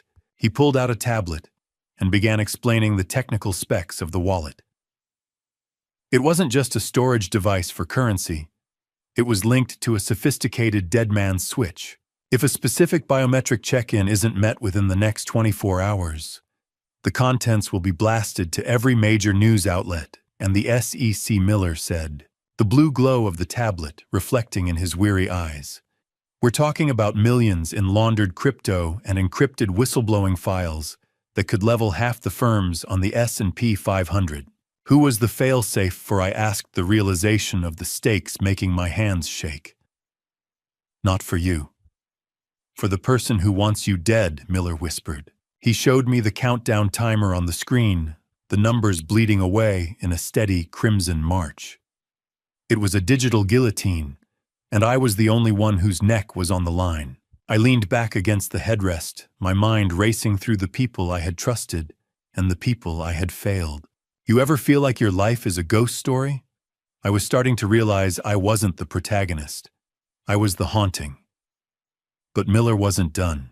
He revealed that the dead man's switch wasn't just a passive leak waiting to happen. The wallet was currently being accessed by a third party in real time. Someone was trying to disarm the switch from inside my own network, bypassing the encryption layers that should have been impenetrable. Miller turned the tablet toward me, showing a live map of the intrusion. The signal attempting to bypass the switch was coming from a device registered to my late wife. My blood turned to ice. Margaret was dead, her remains resting in a plot I had visited only a month ago. Yet on the screen, her digital footprint was as vibrant and aggressive as if she were sitting in the room with us. Miller looked at me, his eyes searching for a lie I didn't have the strength to tell. The ghost wasn't just in the machine. It was coming for the legacy. The asphalt blurred beneath the FBI sedan as Miller pushed 80 the siren silent, but the urgency screaming in the way he gripped the wheel. I sat in the passenger seat, my mind a jagged map of the locations Miller had shown me on the tablet. A year ago, I believed I'd buried the ghosts of my family, but today, the digital signal of a dead woman was leading me back into the heart of the wreckage. During the drive, Miller explained that Claire had been demanding to see me for weeks from her high-security cell. "She's been in a cage for a year," Mitchell Miller muttered, his eyes never leaving the road.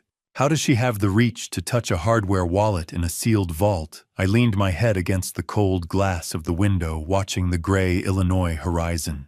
"Maybe because she never really left the room," I replied, thinking of the way Claire's intellect always operated 3 steps ahead of anyone's perception. How do you outrun a woman who is already behind bars? You don't. You just wait for her to stop pulling the leash. We arrived at the State Correctional Facility, a brutalist monument of concrete and wire that looked like it was designed to swallow hope whole. Miller escorted me through a series of buzzing steel doors, the smell of industrial floor wax and stale air growing thicker with every step. I felt a profound sense of intellectual confusion. My wife was dead, yet she was hacking $1 million failsafe. It was a bridge failure I couldn't calculate. Claire sat behind the reinforced glass, her orange jumpsuit, a violent contrast to the pale, waxy skin of a woman who hadn't seen the sun in 12 months. She looked gaunt, her eyes sharp and predatory, lacking even a shred of the remorse she'd feigned during her trial. "You look tired, Mitch," she said, her voice crackling through the cold plastic of the visitation phone. "Selling the house didn't set you free, did it?" I gripped the receiver until my knuckles turned white. "Did you like the gift I left in the Elmwood kitchen?" she asked, referring to the legal trap that nearly cost me everything. I didn't flinch. "The FBI thinks you're the one hacking the switch, Claire. Are you?"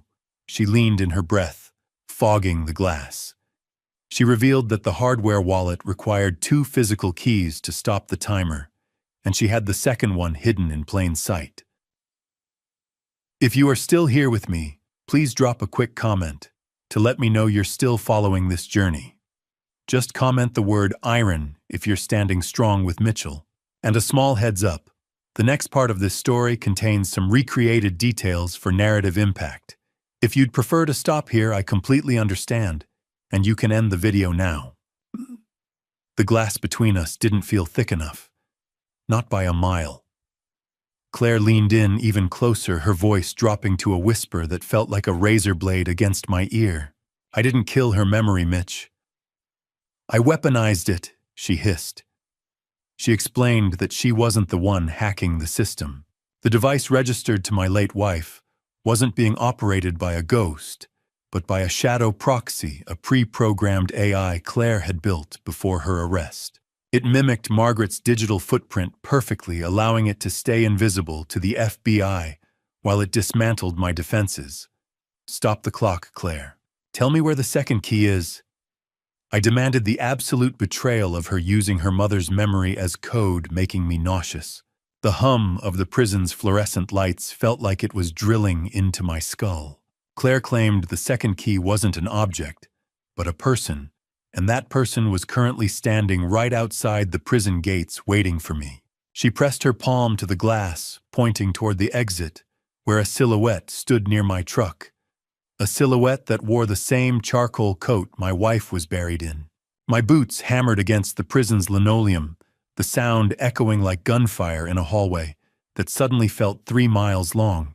I burst through the final heavy set of gates into the parking lot, my lungs burning from the dry, sterile air of the facility. I didn't stop until I was within 10 feet of my truck, my eyes locked on the charcoal coat Claire had pointed out. The figure stood perfectly still, their back to me. "Who gave you that coat? Who are you?" I shouted, my voice cracking under the weight of a year's worth of repressed terror. The figure turned slowly, and the adrenaline spike nearly knocked me over. It wasn't a ghost. It wasn't my late wife resurrected. It was a private courier, a scrawny kid in his 20s, looking terrified in a woman's charcoal wool coat that was 3 sizes too big for him. The kid held out a vintage flip phone that began ringing the second I was within reach. "I was paid $500 to stand here and hand you this phone when it rang." The kid stammered, the smell of damp wool rising from the coat. "That's it. I don't know nothing else." I snatched the phone from his shaking hand, realizing with a bitter pang that the silhouette was just a hollow decoy. Claire had designed this entire moment to trigger my fight-or-flight response, a theatrical cruelness she practiced like an art form. I flipped the phone open. The voice on the other end was distorted, a digital mask that hummed like a broken radiator. "You have 3 hours before the switch clears the ledger," the voice rasped, providing coordinates to a location in the Elmwood district I thought I'd left behind forever. "The second key isn't an object, Mitchell. It's a person waiting for you at those numbers." "Why should I trust a voice that sounds like a radiator?" I asked, but the line went dead. "Hope is a jagged piece of glass. The harder you grip it, the more you bleed, but you're too afraid to let it go and see where it falls." I stood beside my truck, the orange glow of the setting sun hitting the prison wire and casting long, barred shadows across the asphalt. I had the vintage phone in one hand and the weight of the FBI's demands in the other. Then my real phone vibrated in my pocket. A different ringtone, the kind that ends lives. I swiped to answer, expecting Agent Miller or Victor. Instead, the voice was weary and professional. "Mr. Pierce, this is Sarah with the Department of Children and Families. I'm calling about Emma Pierce Crawford. She was born in June 2023, over a year ago, via a surrogacy arrangement you and your late wife initiated in 2018. I gripped the truck for support. "That contract was canceled. The clinic refunded us." "No, sir. It was never canceled. It was transferred. Your daughter Claire became the legal coordinator in 2019 after your wife's health deteriorated. She told the surrogate you'd moved overseas for work. When Claire was arrested last November, the surrogate saw the news and contacted us. Emma has been in foster care since December. Your 2018 signature was verified as authentic by our forensic team." My blood turned to ice. "Claire hijacked my own surrogacy contract." "Yes, sir. You need to come to our office immediately." I stopped breathing. The air in the parking lot suddenly felt like water, thick and impossible to swallow. "I have a daughter," I whispered, the words sounding foreign in my own mouth. I learned in that moment that while I was grieving a marriage and fighting a legal war, a child had been born into the wreckage, a child I never knew existed. I demanded to know where she was, my mind, a structural failure of everything I thought I knew about the last year. "Mitchell," Sarah continued, her voice thin and sterile through the speaker. "You need to come to the office immediately. We can't keep her in emergency custody much longer. How do you grieve a child you didn't know existed while running from a ghost that won't stay dead?" I sat in the cab of my truck, the silence of the prison parking lot amplifying the caseworker's words until they were the only sound in the universe. Sarah's voice had dropped to a whisper, informing me that Claire wasn't the mother of the child I'd apparently fathered 4 months ago. I gripped the steering wheel, my mind a structural failure of logic and memory. I needed answers, But the vintage flip phone in my other hand was vibrating again, the digital radiator voice demanding I move. The coordinates it had provided weren't a new location at all. They were a cipher, a specific set of spatial measurements for the house I had just sold in the Elmwood district. The realization hit me like a falling girder. The anonymous buyer wasn't just a stranger, they were the final piece of Claire's board game. I didn't answer Agent Miller's frantic radio calls as I peeled out of the lot. "I am not coming in, Miller," I muttered to the empty dashboard. "I have a closing I actually care about." My obsessive focus was a narrow beam of light in a darkening world. Mirror. 15. 3. K. 4. The numbers repeated in my head, a rhythmic chant, as I tore through the Chicago twilight toward the house that was no longer mine. I reached the Elmwood district home, just as the streetlights flickered to life. I felt like a burglar in my own life, sliding through the back door with the practiced ease of a man who had spent 7 years maintaining every lock. The master bathroom was cold, smelling of damp drywall and old adhesive. I looked at the primary mirror, the one I had stared into while trying to find my own soul just months ago. I hadn't checked behind it, because it was sealed with heavy industrial adhesive, a permanent fixture in a temporary life. I grabbed a heavy crowbar from my truck and jammed it into the gap between the glass and the tile. The screech of the crowbar against the ceramic was a high-pitched scream. I leaned into the tool, my muscles straining. Glass. It doesn't just break. It screams. The mirror shattered, showering the floor and my boots in silver flakes of backing that looked like metallic snow. Behind the jagged shards carved directly into the drywall with the clinical precision of a scalpel was a small recessed cavity. My fingers brushed against something else. A small device the size of a deck of cards, warm to the touch. I pulled it into the light. A microserver with a blinking green LED labeled HVAC controller. This wasn't controlling heating. The Ethernet cable snaked through the wall, piggybacking on my own internet. This was the shadow proxy's brain, hidden in my house for 7 years, running on my electricity. Claire had built her weapon inside my sanctuary. I ripped it from the wall. The green light died. The ghost was finally offline.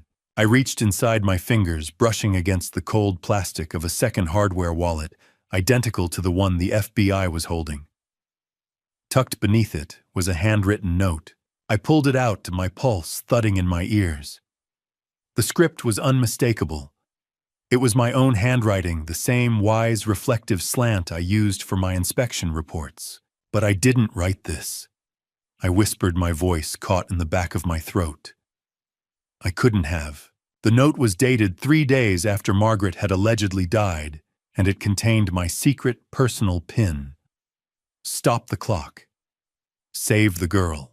Do you want to know what it feels like to realize you're the villain in a story you haven't finished reading yet?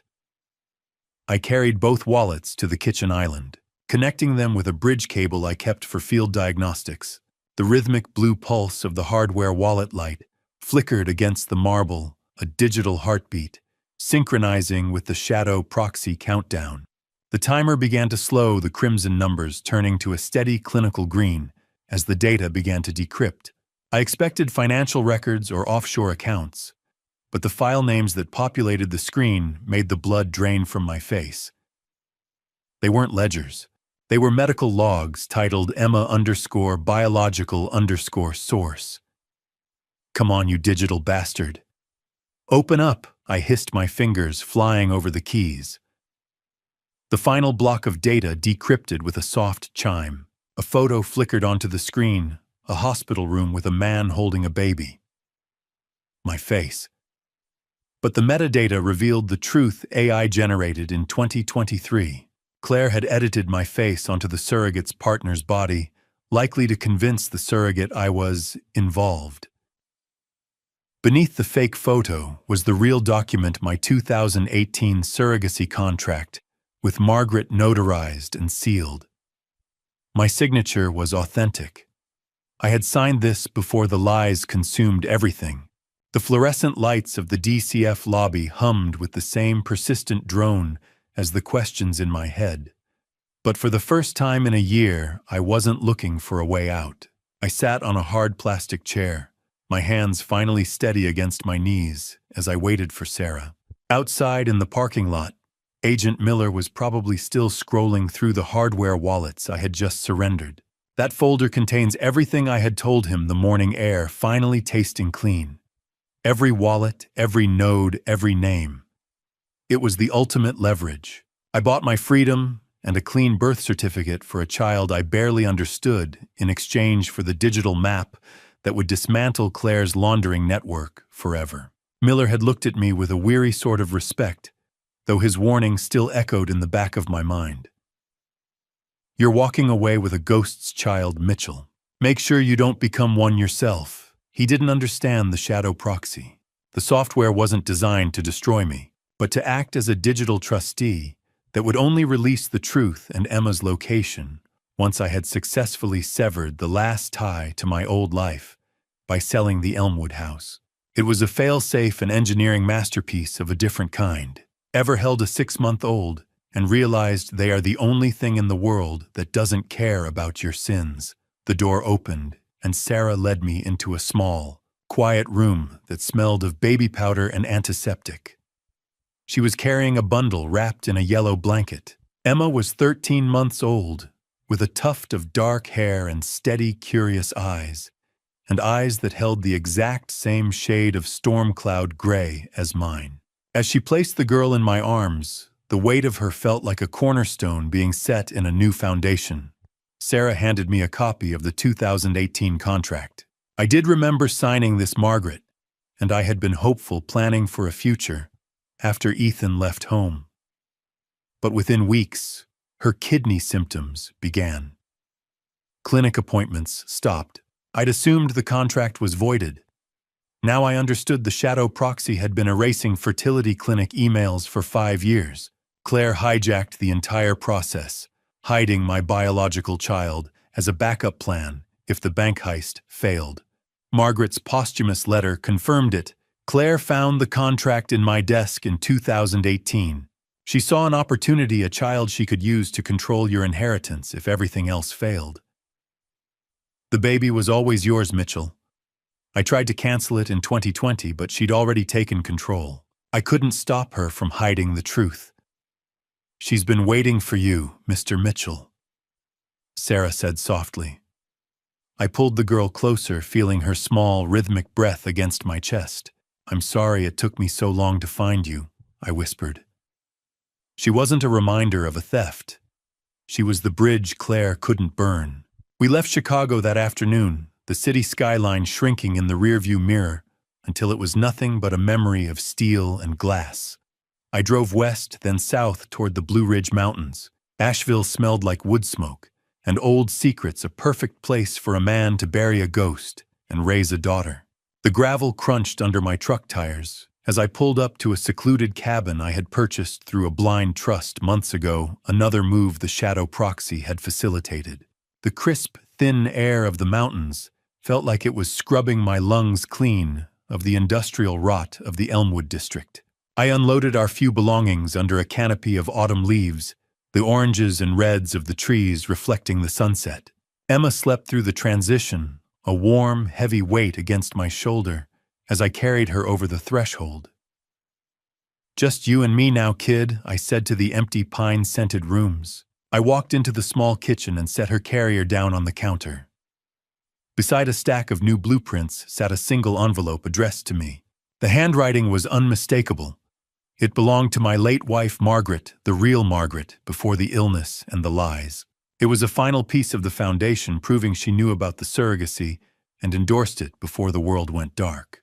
I opened the envelope with trembling fingers, but before I could read the first line, the vintage flip phone from the courier, the one I thought I'd thrown away in a rest stop bin 300 miles back, buzzed once in my pocket.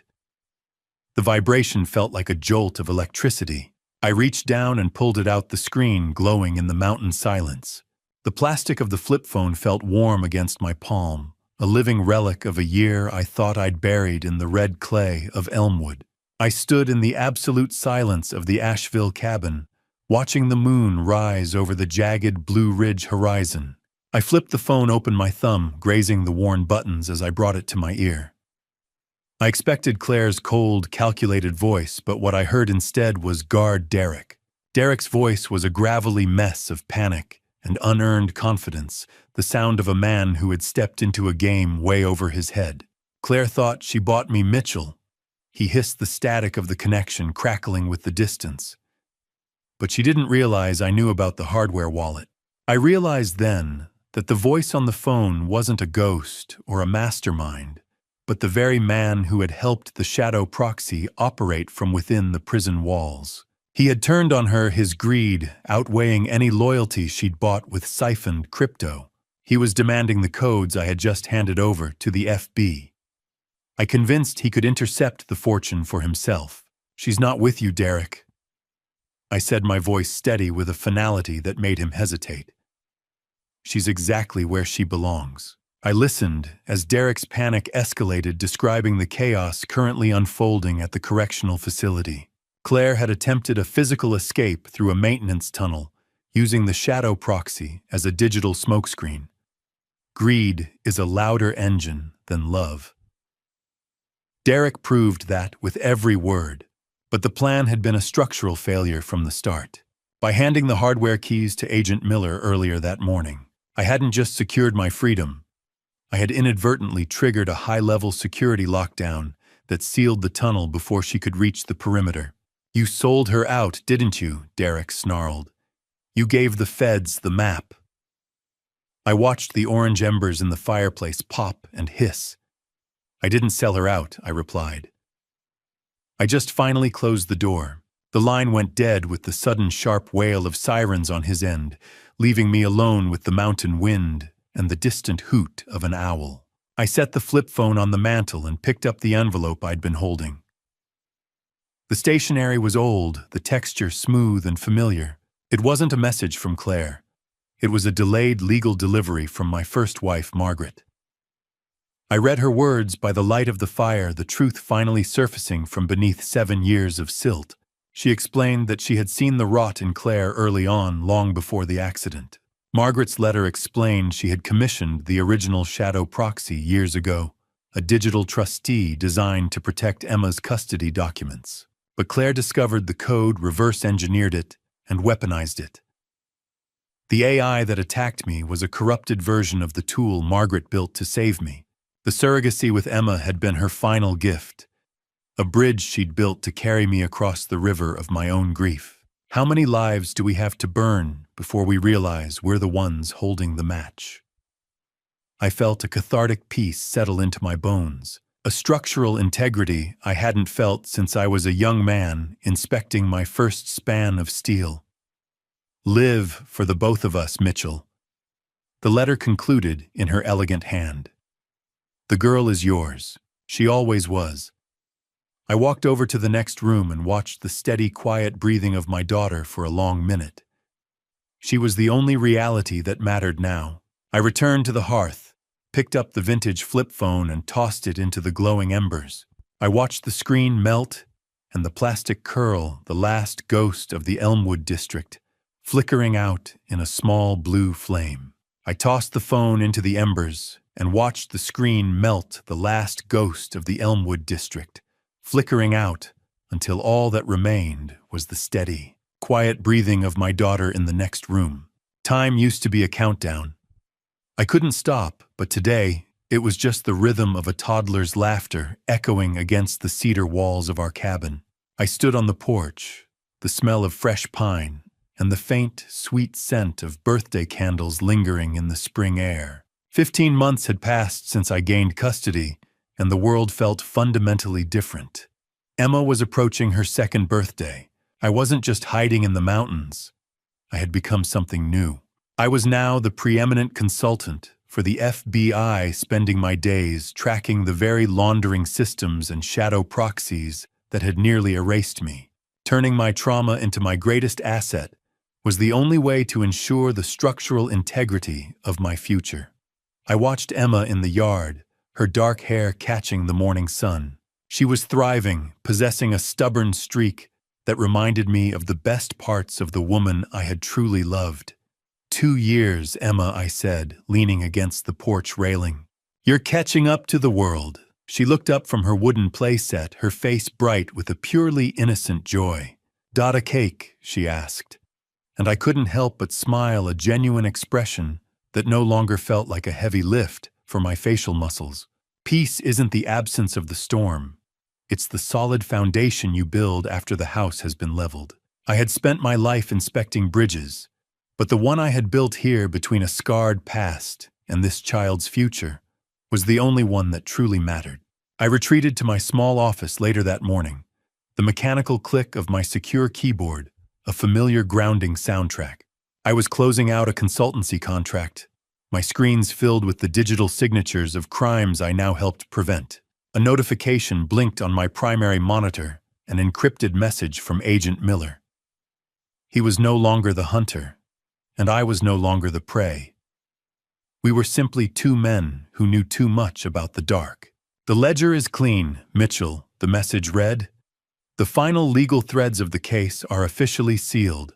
Stay off the radar." I typed back a short, reflective reply. I've never liked the view from the radar anyway. I closed the laptop, feeling a sense of professional vindication that went deeper than any paycheck.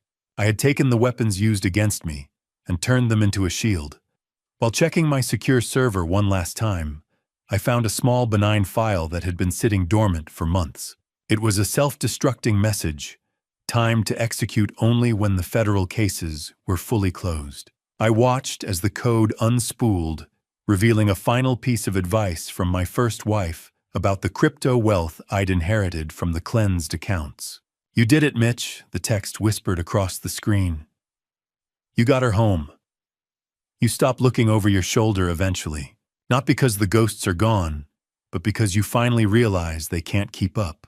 I walked back out onto the porch, the cool mountain breeze at dusk brushing against my face. Emma was sitting on the steps, the sticky feel of chocolate frosting on her fingers, as she pointed at the setting sun. I realized then that I wasn't just surviving. I was finally living the life that had been intended for me before the tragedy of the Elmwood district intervened. I had kept a fragment of the shadow proxy, a silent guardian tucked away in a private server, to act as a permanent failsafe for Emma's financial security. It was my final engineering project, a bridge that would never collapse. As the sun dipped below the Blue Ridge, casting long purple shadows across the yard, a single unmarked envelope appeared in the mailbox. It wasn't from a courier, and it wasn't a ghost from the past. I walked down the gravel path to retrieve it, noticing a return address I never expected to see again. When I look back at everything that happened, I realized this family story was never just about money or betrayal. It was about how easily love can blind us. For 7 years, I believed sacrifice meant loyalty, and silence meant strength.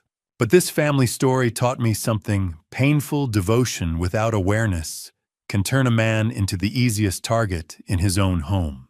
My so-called dad revenge was never about destroying the people who hurt me. The real dad revenge was reclaiming my life, protecting my daughter, and refusing to let bitterness define the rest of my years. If there's one lesson from this family story, it's this: never ignore the small cracks in the foundation of trust. They rarely stay small. I believe God sometimes allows storms to reveal what must be rebuilt. And through that storm, I found the one thing worth protecting: my child, and the chance to live honestly again. So if you ever face betrayal, remember this: strength isn't revenge, it's clarity. My dad revenge ended the day I chose peace over hatred and a future over the ruins of the past. That to me is the real ending of this family story. Thank you for staying with me until the end of this journey.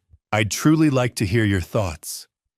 What would you have done if you discovered your own family secretly replacing you and stealing your identity? Share your perspective in the comments. If this story resonated with you, consider subscribing so you don't miss future stories.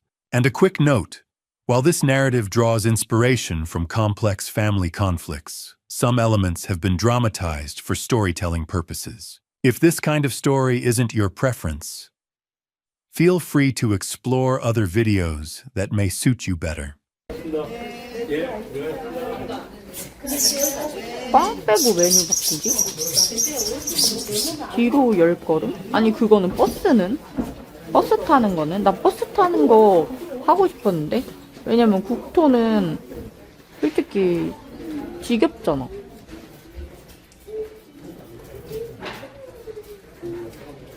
우리 그리고 국토 한다고 하지 않았어?